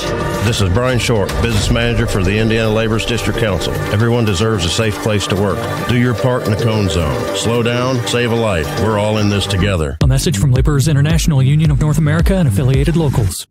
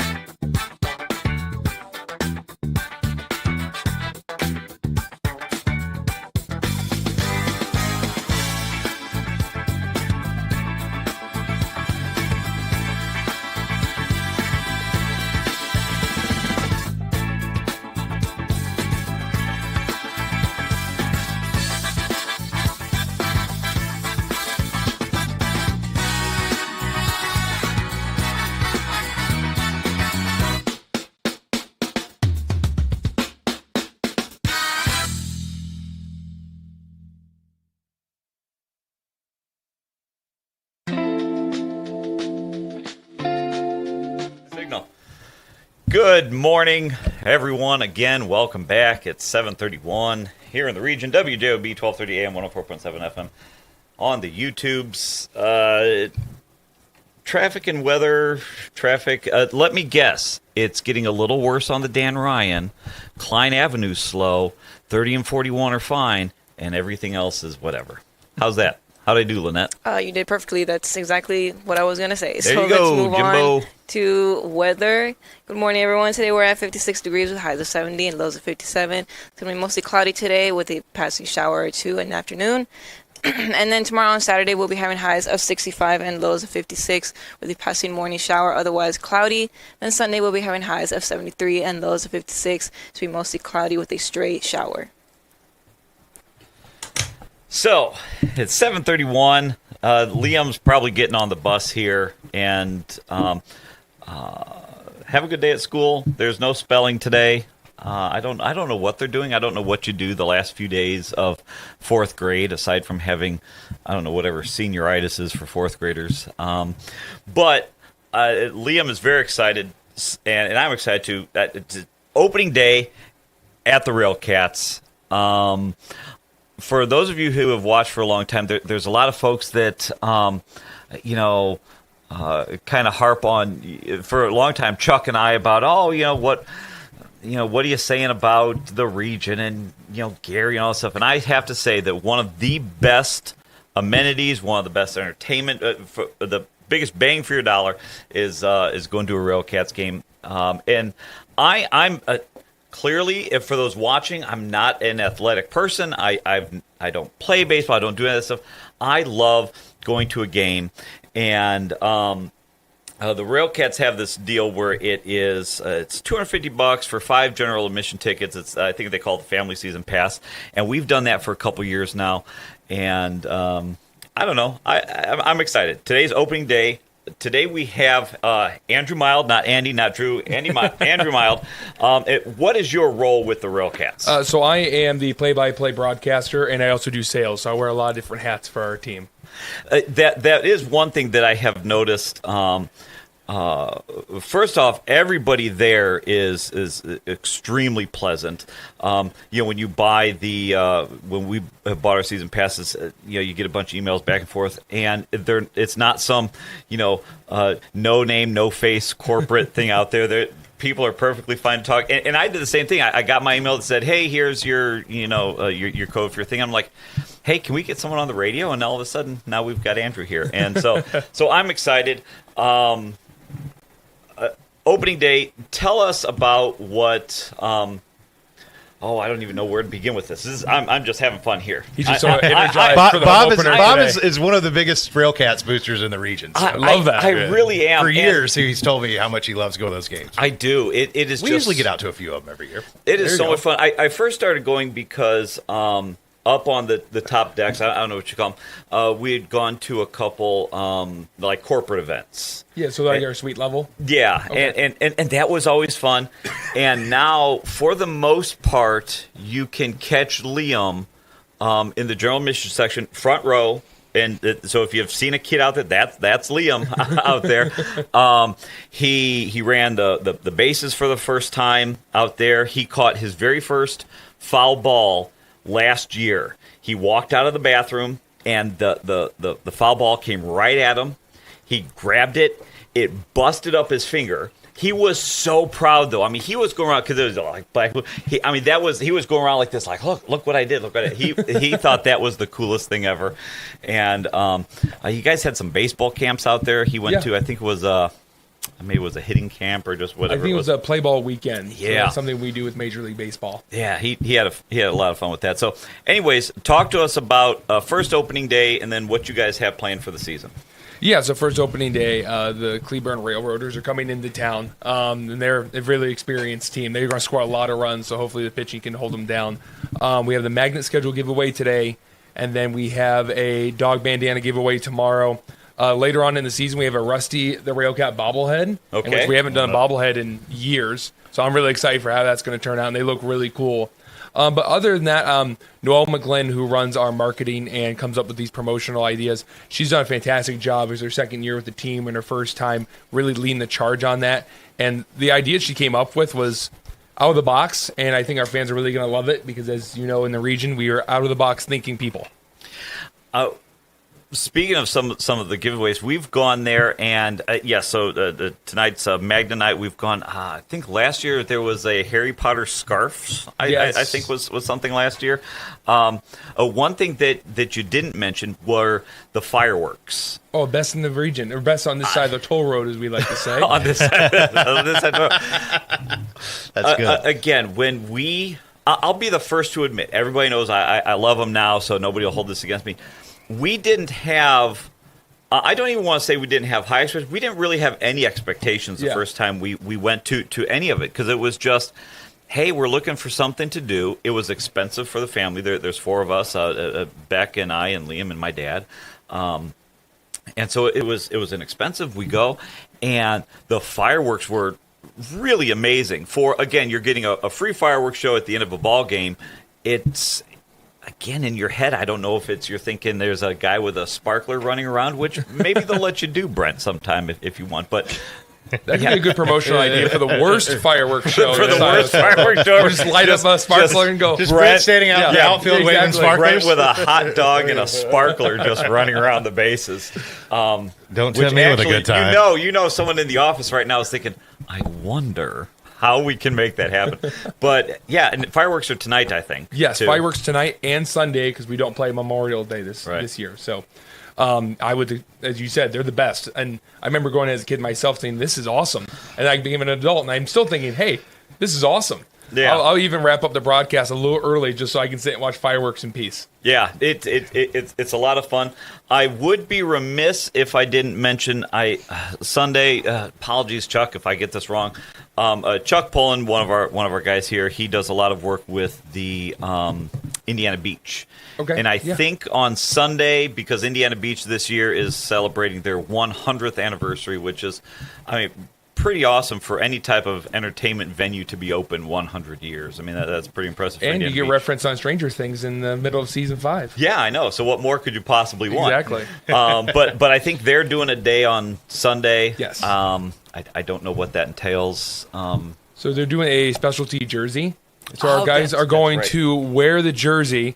And the cool part is if you have a favorite player, so I know you and I were talking about Cooper Weiss going to Auburn. You're an Auburn guy. You can bid on Cooper's jersey and walk away with it. You can meet him, get a signature from him, and then the money goes to a good cause. I'm not sure off the top of my head where the money is going, but we've been doing this for Indiana Beach for a few years now, and I got to say that these jerseys might be my favorite out of the 3 I've seen. Are these the ones now? I think are they maroon? Yeah, the maroon with, say, a teal green on it. Yeah.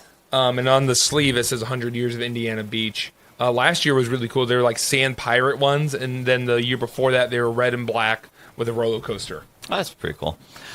So we are here with Andrew Mild, and we're talking about Railcats opening day. Again, I'm super excited about it.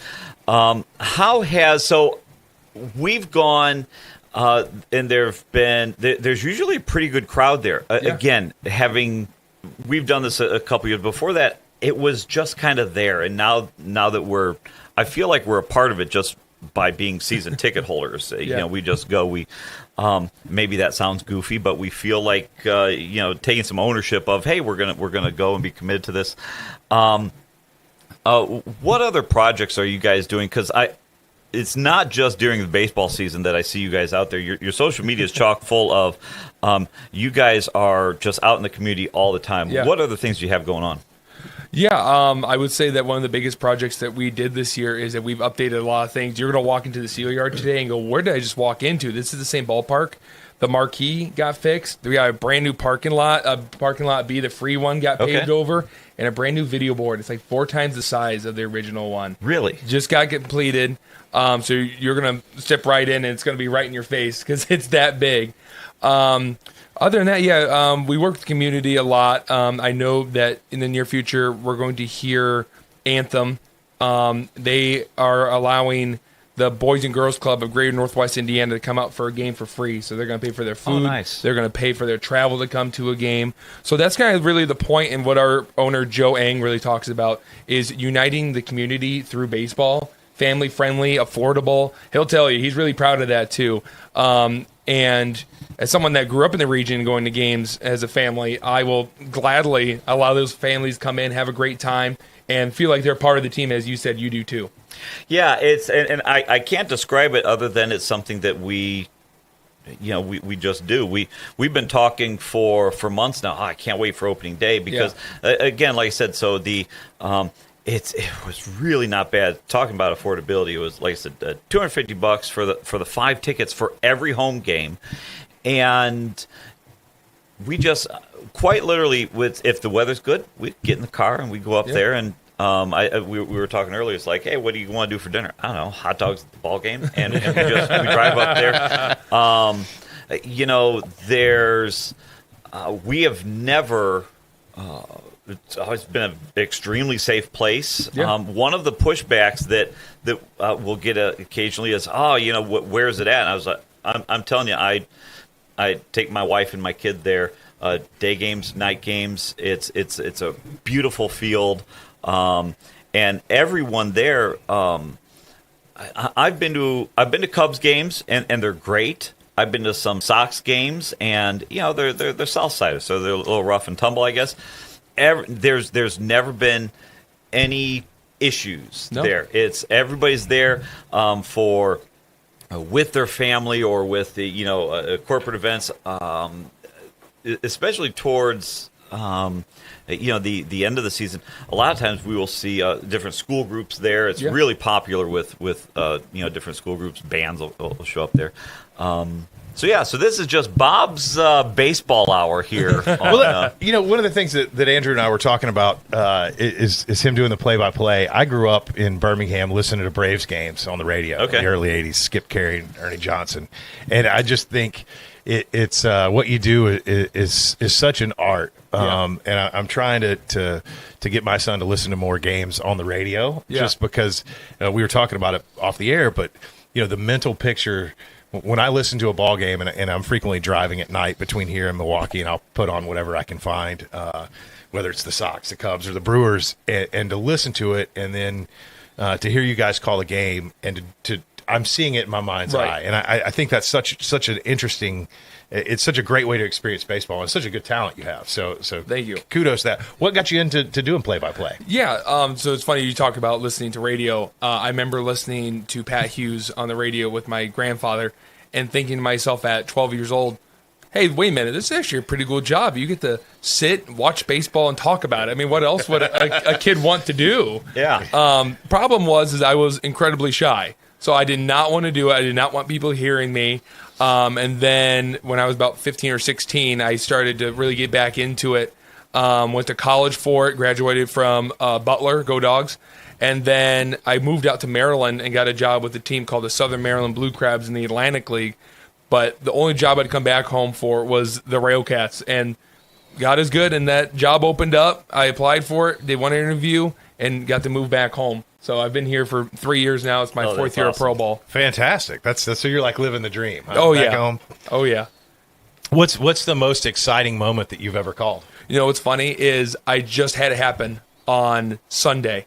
So we have this scrappy little catcher named Cooper Edwards. He's 5'7". He's only hit about 180, 130 batting average. Never hit a home run with us. It was his 86th game with us over 3 years, and he got a fastball down the in center cut, and he put it up in the air, and it carried over for a home run. It was incredible. And Cooper has been in and out of professional baseball. He's stuck with us because he's so good at defense from behind the plate. And for him to finally get that home run he'd been searching for was just, even for me, I was getting text messages like, your voice is cracking. I go, I know, I'm excited. let me get excited for Cooper. That's so great. It's interesting if you're watching highlights on SportsCenter.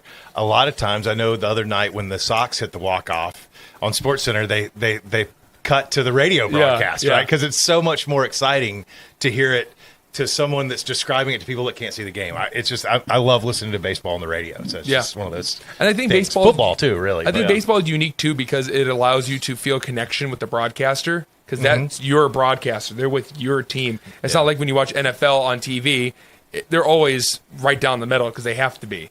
If you listen to the Bears on the radio, they're going to get a bit more crazy for the Bears and for whoever they're playing. But baseball, it's a marathon of a year. We play 100 games. So you're with me, folks, unfortunately, for 900 innings this season. But no, our fans are great. I've never had any problems with them. I've had really good conversation with them. They're very highly baseball intelligent. You've been around them, and they love the team. So I know it hasn't been a good couple of years on the field, but they still come out and still support. Yeah, but it's still fun. I mean, honestly, half the time, maybe this makes me, I don't know what type of fan this makes me. Half the time, we're not. We always want to win. It's a lot more exciting with a win. But even a loss, it was still a great night out. Yeah.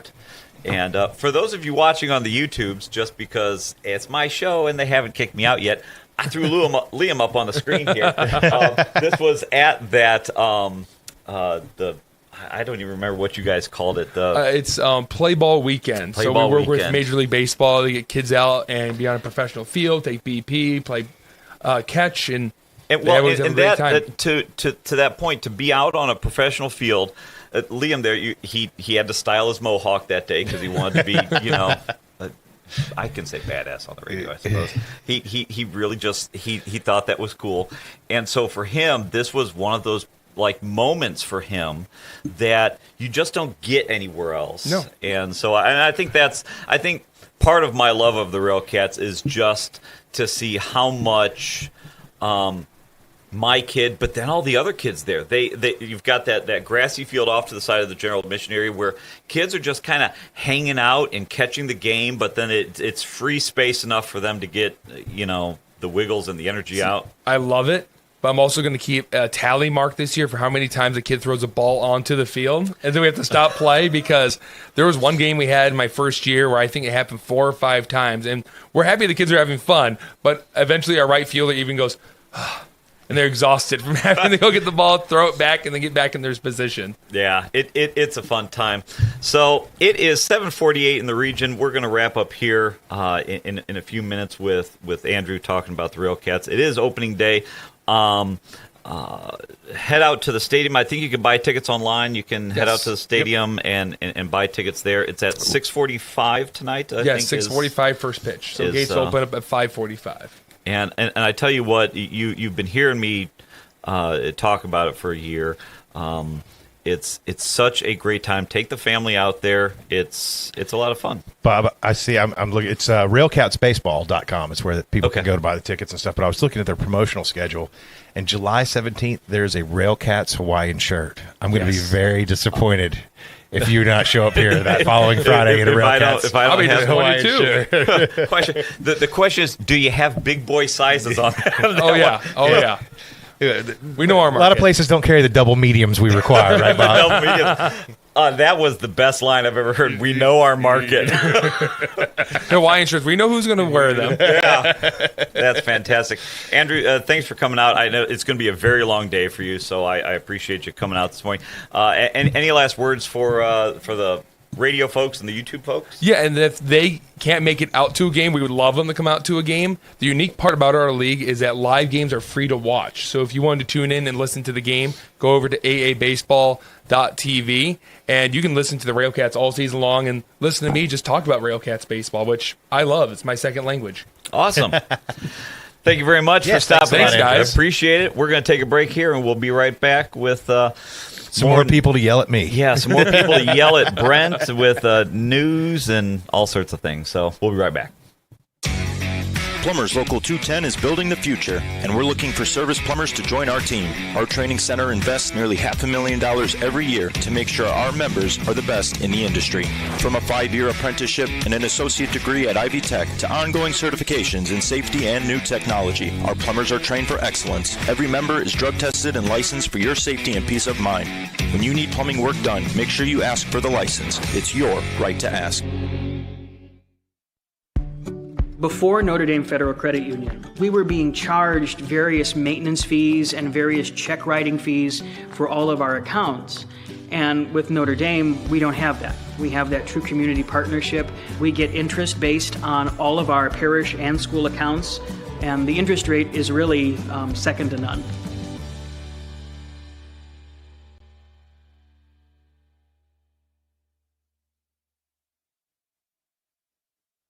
We've had some cars run into the barrier wall, not paying attention. They were on their phone. Texting, scrolling. Yeah, it's bad. Most often they be on their phones or they're just not paying attention. They can cause a crash. We could stand on the side of the road and watch every other vehicle looking down into their lap as they're passing us. You know what they're looking at. They're looking at their phone. Phones. On their phones, not paying attention. Phones. I'm not a mathematician, but I say probably about 80% of the people who pass me are on their telephones. No call, text, or video is worth putting yourself or a road worker in danger. When driving through construction, LIUNA members ask you for your sake and ours. Slow down, stay off your phone, please. Be aware where we're at, where the cone zones are at. Stay off your phones and buckle up and drive safe. We're not asking for much. This is Brian Short, Business Manager for the Indiana Labor's District Council. Everyone deserves a safe place to work. Do your part in the cone zone. Slow down, save a life. We're all in this together. A message from Laborers International Union of North America and affiliated locals. For over 140 years, the Central Midwest Carpenters have built our communities in Northwest Indiana. Are you ready to join the effort? We have long-term work, competitive pay, and the best benefits in the industry. We pride ourselves on innovative training and commitment to worksite safety. Earn as you learn as an apprentice. A solid career built on a solid legacy. For more info, go to carpenters.com.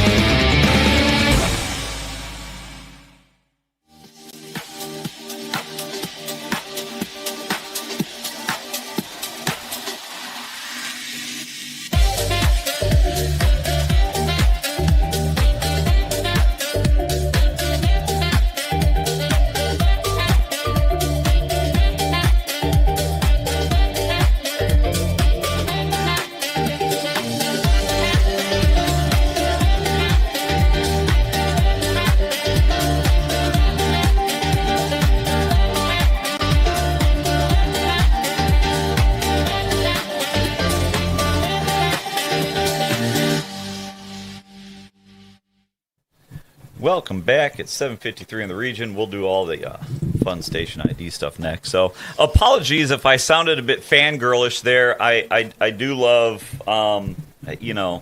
good entertainment for the family. So hop on out. I see you all are still going crazy on the YouTube chats about things, Trump and Biden things, and real quick, an update from just a few minutes ago on the active shooter situation in Michigan City. It looks like the suspect is in custody, but there is an officer down. So let's all say a prayer for that officer and hope that he's okay and gets taken care of. And fortunately, they got the bad guy in custody. So thank you to Paul Goddard and Region News Source, the guy who always has the inside scoop and up-to-minute stuff. So it looks like that situation is under control now. He really does. And to talk about Paul Goddard, Paul, I'm sure you're listening. At some point, I know it's tough in the mornings because you've got 14 other jobs, but I'd love to get Paul Goddard in here to talk about starting Region News Source. He has an amazing story. I consider Paul a good friend. What it's become. Yeah. And I was one of his sponsors like 5-6 years ago when he was just starting out, and to watch it grow. I mean, he's the preeminent media organization in Northwest Indiana. I mean, if anything's going on, everyone checks Region News Source first. I mean, yes, that's where the breaking news. To build that kind of a brand, and to me, it's slowly becoming that. I love the story about if you are a brand that then becomes known for whatever you're doing, i.e. Kleenex. Kleenex is just a brand. They have a bunch of other brands, but the item itself is a tissue paper, but you just think, hand me a Kleenex. Goofy analogy, I get. But to your point, when something happens over time, and it just continues to grow, so I would imagine even several years from now, when something happens, your first thought is, hey, let's check out a Region News Source, because so much of the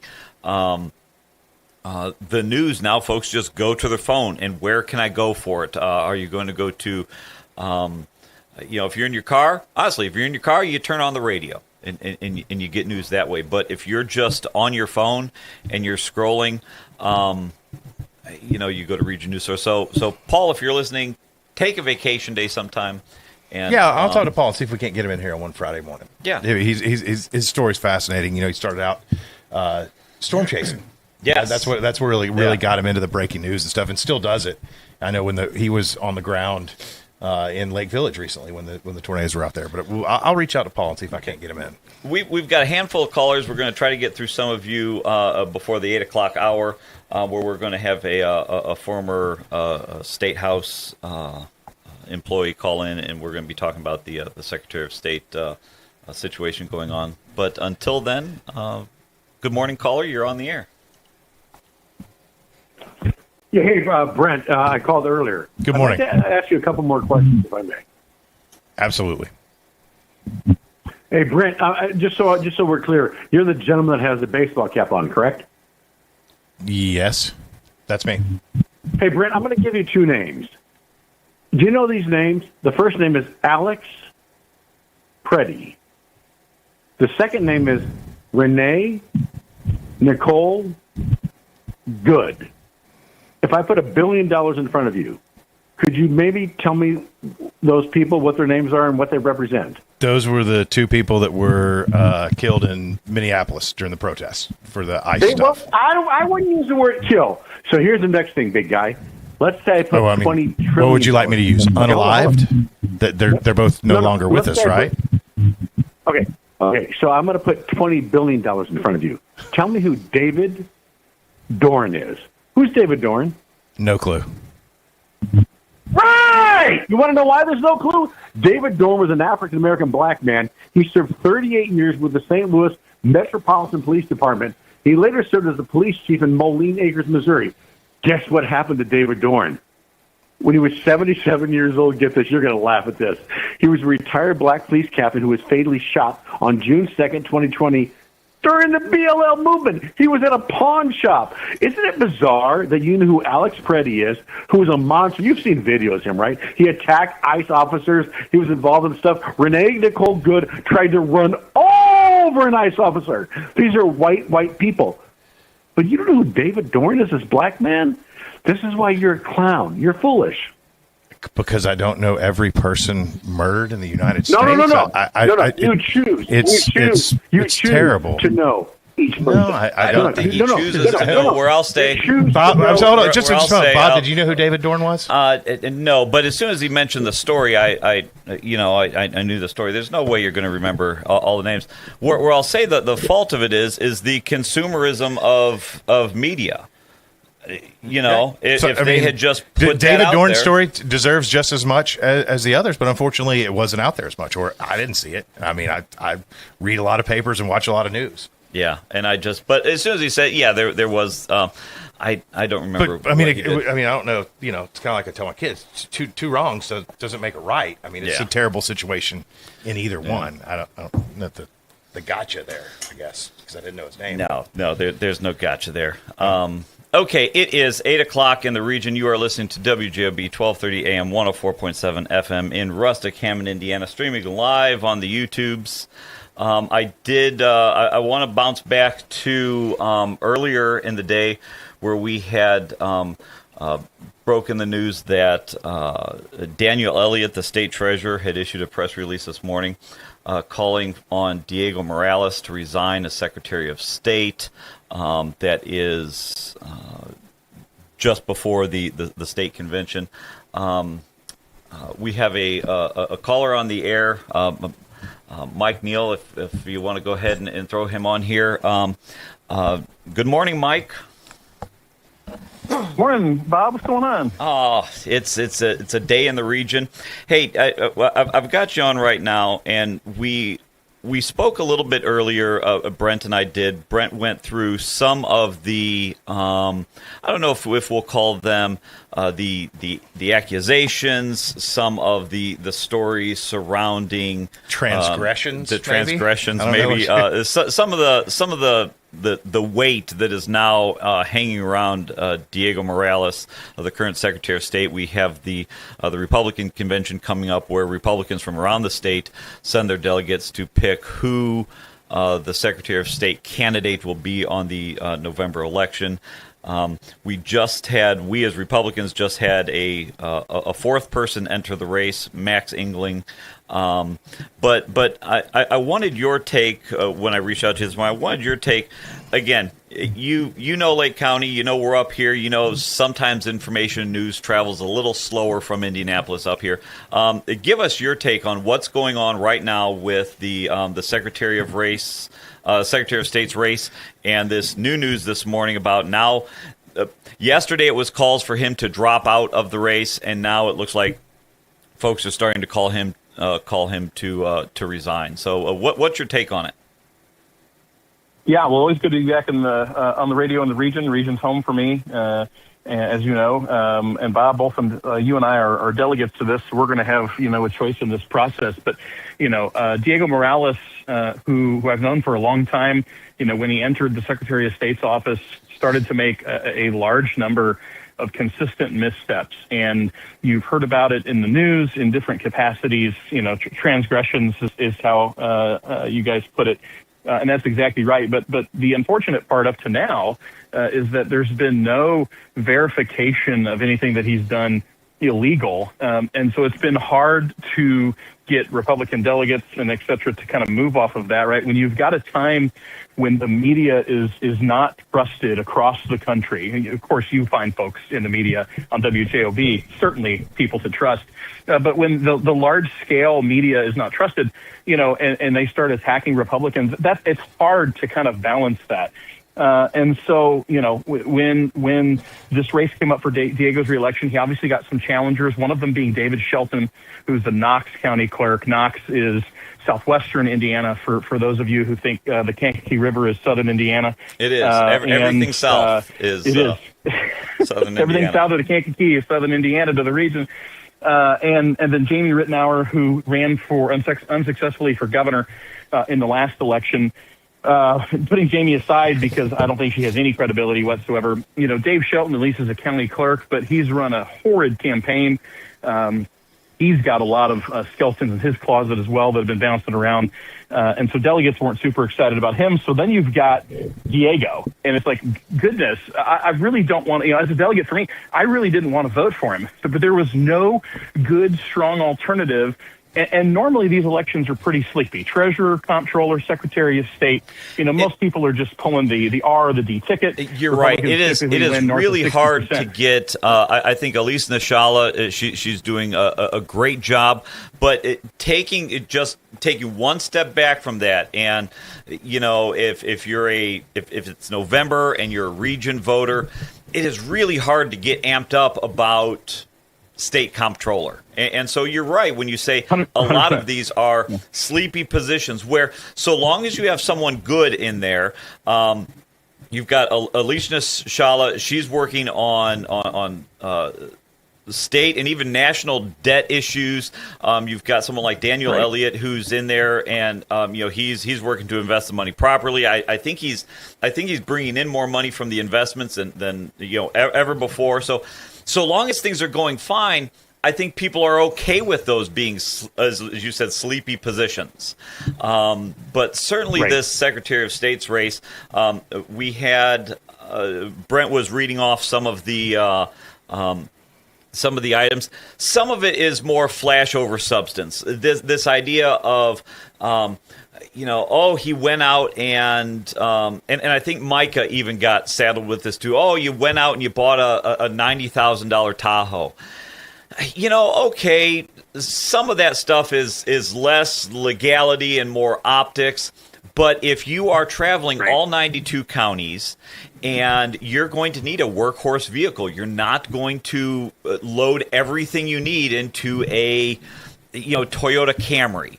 And so when you're traveling with 4 or 5 adults we've all seen them, the bags are loaded with totes. It's one of those things that gets piled on when you start doing something else wrong. It is. Right? It is. And that's where people, that in a vacuum is no reason to get upset. But then when you have these other things, then all of a sudden every little why is he driving the $90,000? Well, and on top of that, it wasn't that it was a large SUV; it was that it was a luxury SUV. I mean, it was the luxury model of the GMC Yukon. And so did he need the space? I'm not going to argue that you don't need space for 3, 4, 5 staffers to be going with you, plus gear, stuff, bags if you're staying overnight. You don't need the luxury model. And there has been legislation that has curbed that, bipartisan legislation in the General Assembly that no longer allows that for people like him to do that. But you're right. Add all those things together, but you still don't have a viable candidate to knock him off. Enter Bo Bai, the Bai dynasty, Evan Bai's son, former governor, former U.S. senator, who now jumps in, comes from Washington, D.C. to try to run for office, and you've got a credible name with a bunch of money. And now it's like, goodness, the only person in this race up until now is Diego, who has the resources to take that on. And I'll tell you, listeners, today, the biggest reason why me as a delegate was voting for Diego Morales in the convention was because if we don't defeat Bo Bai as Republicans in the Secretary of State's race, this is a launch point for him to run for governor in 2028. And that is not acceptable to this conservative state. And that's going to be a big fight if he is able to successfully use that as a stepping stone. And so for me as a delegate, willing to vote for Diego. Now enters this issue that he most recently had, hiring a non-citizen in his office who filled out a voter registration form and lied that she was a U.S. citizen, but then lied about Diego, lying about this to those who endorsed him. They asked him point blank, did this happen? Do you have a non-U.S. citizen on your staff? And normally, if they're here legally, but they're not U.S. citizens, that's not a big deal. But Diego Morales has touted, I am the first Latino statewide elected office holder. I am pro-legal immigration. I'm anti-illegal immigration. I support Donald Trump, America first, all these things. And then you go and do this? That's hypocritical because you're the big drum banger on this issue. But then you lie to those who endorsed you when they confronted you about it. And that's why everybody's turning on him today. is you've got this new story, straw breaks the camel's back, and then we get a credible person in the race like Max Inling. Max is a conservative fighter. He's worked for Jim Banks. He's worked in Congress before. He's worked in the private sector on agriculture issues. And now all of a sudden, delegates are like, hey, in the 11th hour, somebody's going to come in and try to save this thing. And that's why you're seeing the dump of delegates away from Diego. And they're not going to Shelton because, again, he's not a credible candidate. But Max Inling is someone who is credible, and you're starting to see, and it's weird, the establishment, the conservatives, the center-right, the far-right of the party, many people are starting to coalesce around that, and that's a huge story for a convention.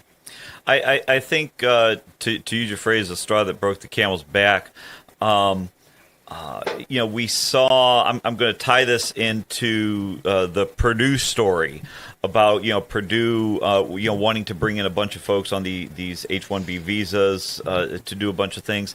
And I look at, Diego bringing this person on, and I think, you're telling me you couldn't have found an eligible, a voting eligible Hoosier to do this job? One of the biggest jobs in the Secretary of State is to run the elections in the entire state. And you're right, and that's where I think a majority of people fell in line behind Diego.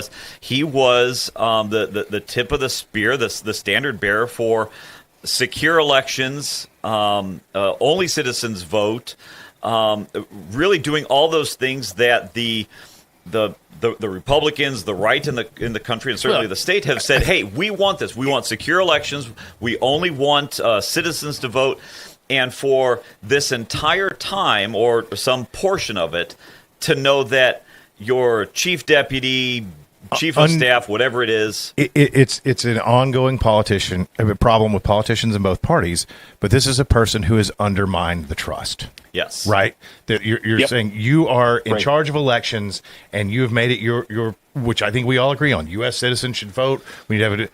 But you have someone, deputy chief of staff, who's not even eligible to vote due to their immigration status. To me, that's just so disqualifying as a candidate. If you are going to be in that role, and I don't know that we know the official title yet, and I think that may be, but it's either deputy chief, chief of staff, any of these roles. But if you are going to be in that upper circle of the highest office in the state that deals with elections, probably being eligible to vote should be the very first litmus test. And then, Mike, to your point, where it all breaks down after that is the apparent lying and subterfuge that comes out of that. And it appears to be the straw that broke the camel's back. There were a lot of stories that some on the social media news, they're saying, well, what about this? What about that? Some of that really was, as you mentioned, stuff that, we can work with that because, we want to make sure that, we're not getting Bo by in the Secretary of State. But and please excuse me, I've only lived here a decade. I'm still new to the region. Welcome to Indiana. But Buys is like, that's a big family. Wasn't his grandfather a senator, the guy that was on the plane with Kennedy when the plane crashed? Yeah. Birch Buy. I was trying to remember the name. And then, so is he a second? Was that his father or no? That was his grandfather. No, that's his grandfather. Okay. Evan Buy was his father, who was also a U.S. senator and governor. One of the youngest in state history, if memory serves. His father was, and then Bo, who's been out in D.C., moves to Bloomington to run for Secretary of State as a launching point for governor. And so we've played this before, right? Evan Buy tried to come back, and what year was that, Bob? That was when they were. Who were they running against? It was Brad Ellsworth was for some reason the candidate. Yeah. He was a former congressman. For some reason, the candidate. The party replaces him after the primary with Evan to try to knock off.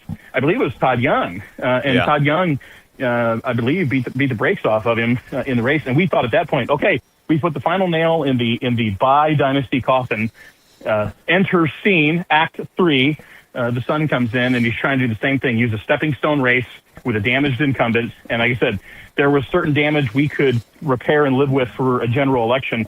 I thought that, that he would win. You've got Greg Ballard, who's running an independent insurgent race. He's not going to do very well. He's not known very far outside of Marion County, but all those little calculations, and then add this new story to Diego, it's possible that in a plurality vote situation where nobody gets a majority, that someone like Evan or Bo Bice squeaks in. We can't afford that. That was my next question is with this name recognition and kind of political history in Indiana, there hasn't. Who knows the last time a Democrat held a statewide elected office in Indiana? But do you think there's a real chance that could happen? Yeah, 20 teens. Well, there's a real chance it could happen. But also remember that a lot of the conservative Democrats have left the Democratic Party as the Democratic Party across the nation has gotten more progressive. Yep. And so some of these Indiana Democrats that would have been a buy voter last time are Republicans now. So there's no way. I still think that he can win in a head-to-head race. But again, you enter a spoiler candidate. Greg Ballard's candidacy will elect an Evan Bayh if they're running against Diego Morales. We can fix that with Max Inling, and we can fix it today. Now, one thing that I will say objectively, the Bo Bayh, that is a great strategy. I mean, if you are looking for a launching point, I mean, again, objectively, everybody knows I'm Bob, Captain Republican guy, but I tell you what, if I was on his team looking, that's exactly how I would go for it. I mean, you've got, like you said, you've got a damaged candidate in Diego that if you can put enough out there that people either abstain that vote, maybe his goal wasn't even to get people to vote for him, but maybe break away and vote for Ballard, just dilute that vote, and he can run up the middle. I mean, it really is, it's. I totally get where he's coming from, and I mean that's a strategy I think we would employ as I say, we as Republicans might employ if the tables were reversed. So I don't fault him for that. Right. And I joined Daniel Elliott. I'm really glad that Daniel has done. Obviously, Todd Rokita, the native son of the region, has called Diego directly and asked him to suspend his campaign. Jim Banks obviously has pulled his endorsement along with Todd. They put out that joint statement, a day ago. And now Daniel Elliott has gone the next step and saying, no, I think you need to resign now. This is damaging now. And so I agree that we can't wait. Diego should drop out of this race. Diego should drop out of this office. The governor should appoint Max Inling in the interim, and let's run the strongest campaign we have possible to hold the office that maintains election security. That should happen now and today, and there should be no reason to wait. Diego should do what's right for the party. He needs to go deal with his own legal troubles, and he needs to do this state a service by stepping out of the limelight today, because every day he stays in office, every day he stays in the race, makes this more difficult, and we can't afford that in the state. All right. Well, it is 8:16 in the region. Thanks, Mike, for calling in. I appreciate your insight from down there. I don't know how much longer you can keep your region card because you've been down Indy for that long. But my birth certificate's still at the Lake County Health Office. Sounds good. Not in Hawaii. Thanks, gentlemen. Have a good one. No. All right. We're going to take a break. We'll be right back. We're going to wrap up the show at about 8:30. We've got a few calls we'll get through, and that'll be the day. Are you searching for a college where you belong? Calumet College of St. Joseph wants to know you and give you the support you need to succeed. Are you worried about how you'll pay for your degree? 95% of our students receive financial aid, including scholarships and grants. Need some extra help with your classes? You'll benefit from our small class sizes, free tutoring, internship planning, faculty mentors, and so much more. Come experience our accepting, supportive college family for yourself. Schedule your campus visit and apply at ccsj.edu. Enjoy the taste of summer at the Farmers Market at Fox Point. Every Tuesday from 9 to 1, shop locally grown fresh produce, delicious baked goods, artisanal treats, and local culinary creations. Just minutes from I-8094, the Farmers Market at Fox Point in Lansing, Illinois is a perfect spot to hear acoustic musicians, stretch with morning yoga, and enjoy community fun throughout the season. To see all vendors and entertainment, visit foxpoint.org. That's point with an E, foxpoint.org. It's the simplest expression. The smallest thing that changes everything. A smile. So easy. A smile lights it up. Apologizes. unconditionally. Because the shortest distance between two people is a smile. Thank you. Strachan Van Til, where making life easier starts with a smile. We've had some cars run into the barrier wall, not paying attention. They were on their phone. Texting, scrolling. Yeah, it's bad. Most often they be on their phones or they're just not paying attention. They can cause a crash. We could stand on the side of the road and watch every other vehicle looking down into their lap as they're passing us. You know what they're looking at. They're looking at their phone. Phones. On their phones, not paying attention. Phones. I'm not a mathematician, but I say probably about 80% of the people who pass me are on their telephones. No call, text, or video is worth putting yourself or a road worker in danger. When driving through construction, LIUNA members ask you for your sake and ours. Slow down, stay off your phone, please. Be aware where we're at, where the cone zones are at. Stay off your phones and buckle up and drive safe. We're not asking for much. This is Brian Short, Business Manager for the Indiana Laborers District Council. Everyone deserves a safe place to work. Do your part in the cone zone. Slow down, save a life. We're all in this together. A message from Laborers International Union of North America and affiliated locals.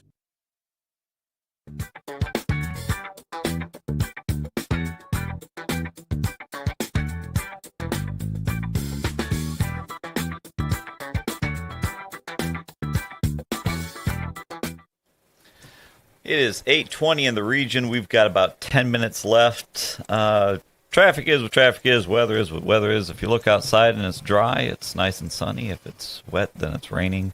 Traffic is, Dan Ryan's getting a little worse. All of the other roads are just fine. Klein Avenue's gummed up as always. That's all we got. We did have that, the breaking news out of Michigan City, the Franciscan Hospital up there. There was an active shooter situation, so we'll be following that throughout the day. We've got a couple callers left and about 8 minutes left on the show. So, good morning, caller. You're on the air. Good morning. It's Trucker Mike again. I wasn't going to call in. Good morning, Mike. Hey, okay. First thing, you remember kids in schools, both your kids go to school. I'm glad you still got your hat on, Brad. I'm going to talk about your hat in a second. It's been a conversation today. Well, yeah, you still got it on, so I know you're in good shape, okay? But about school timeouts. When you got out of hand, out of control, and misbehaved and said things wrong, you would be sent in the corner for a timeout. Well, that person about the insurrection in Washington, we should have put him in timeout. Getting irate. He needs a timeout because he needs to stand in a corner because I'm waiting for an answer. Said other federal government buildings were broken into. I didn't hear him say the names of them. Well, I'm sure it's happened, and my point is, it's always wrong. Crime is crime. If you commit a crime, you should be prosecuted. However, the people that stormed the Capitol of the United States, which is the seat of our government and the foundation of our democracy, should not have been pardoned, in my opinion. Now, Mad Max says there's a lady that was walking by with her kids on the way to the grocery store, and she got thrown in jail. I don't know about that case. I'm talking about the people, we've seen the pictures. The Republican congressman, what's the guy? Hawley. Everybody's seen the videos of Hawley running as fast as he can away from the people that he was pumping up on the way in. Yeah. Right. And the homelands of Mark Wayne Mullen cowering behind a chair while the Capitol Police are guarding the door to the chamber. I mean, the people that act like that didn't happen, it's absurd. But, the point being, any time someone commits a crime, they should go to jail regardless of their political party. That's what makes us a free country. You choose to do crime, you choose to go to jail. Doesn't matter if you're a Republican or Democrat. I was hoping you'd take a call when you had that guy from Rail Cats on because, I was going to ask a question. I know I pass by that stadium every day, all the time with my students in the trucks and stuff, and it's a nice field. It's a great stadium. I've never been there yet, but being retired now, I got more times to do things. And I get a flyer last month that there's another baseball field like that is letting certain cities that you show proof of ID, you get in free for the 2026 season. You know, because you see a lot of advertisement around 12 and under get in free.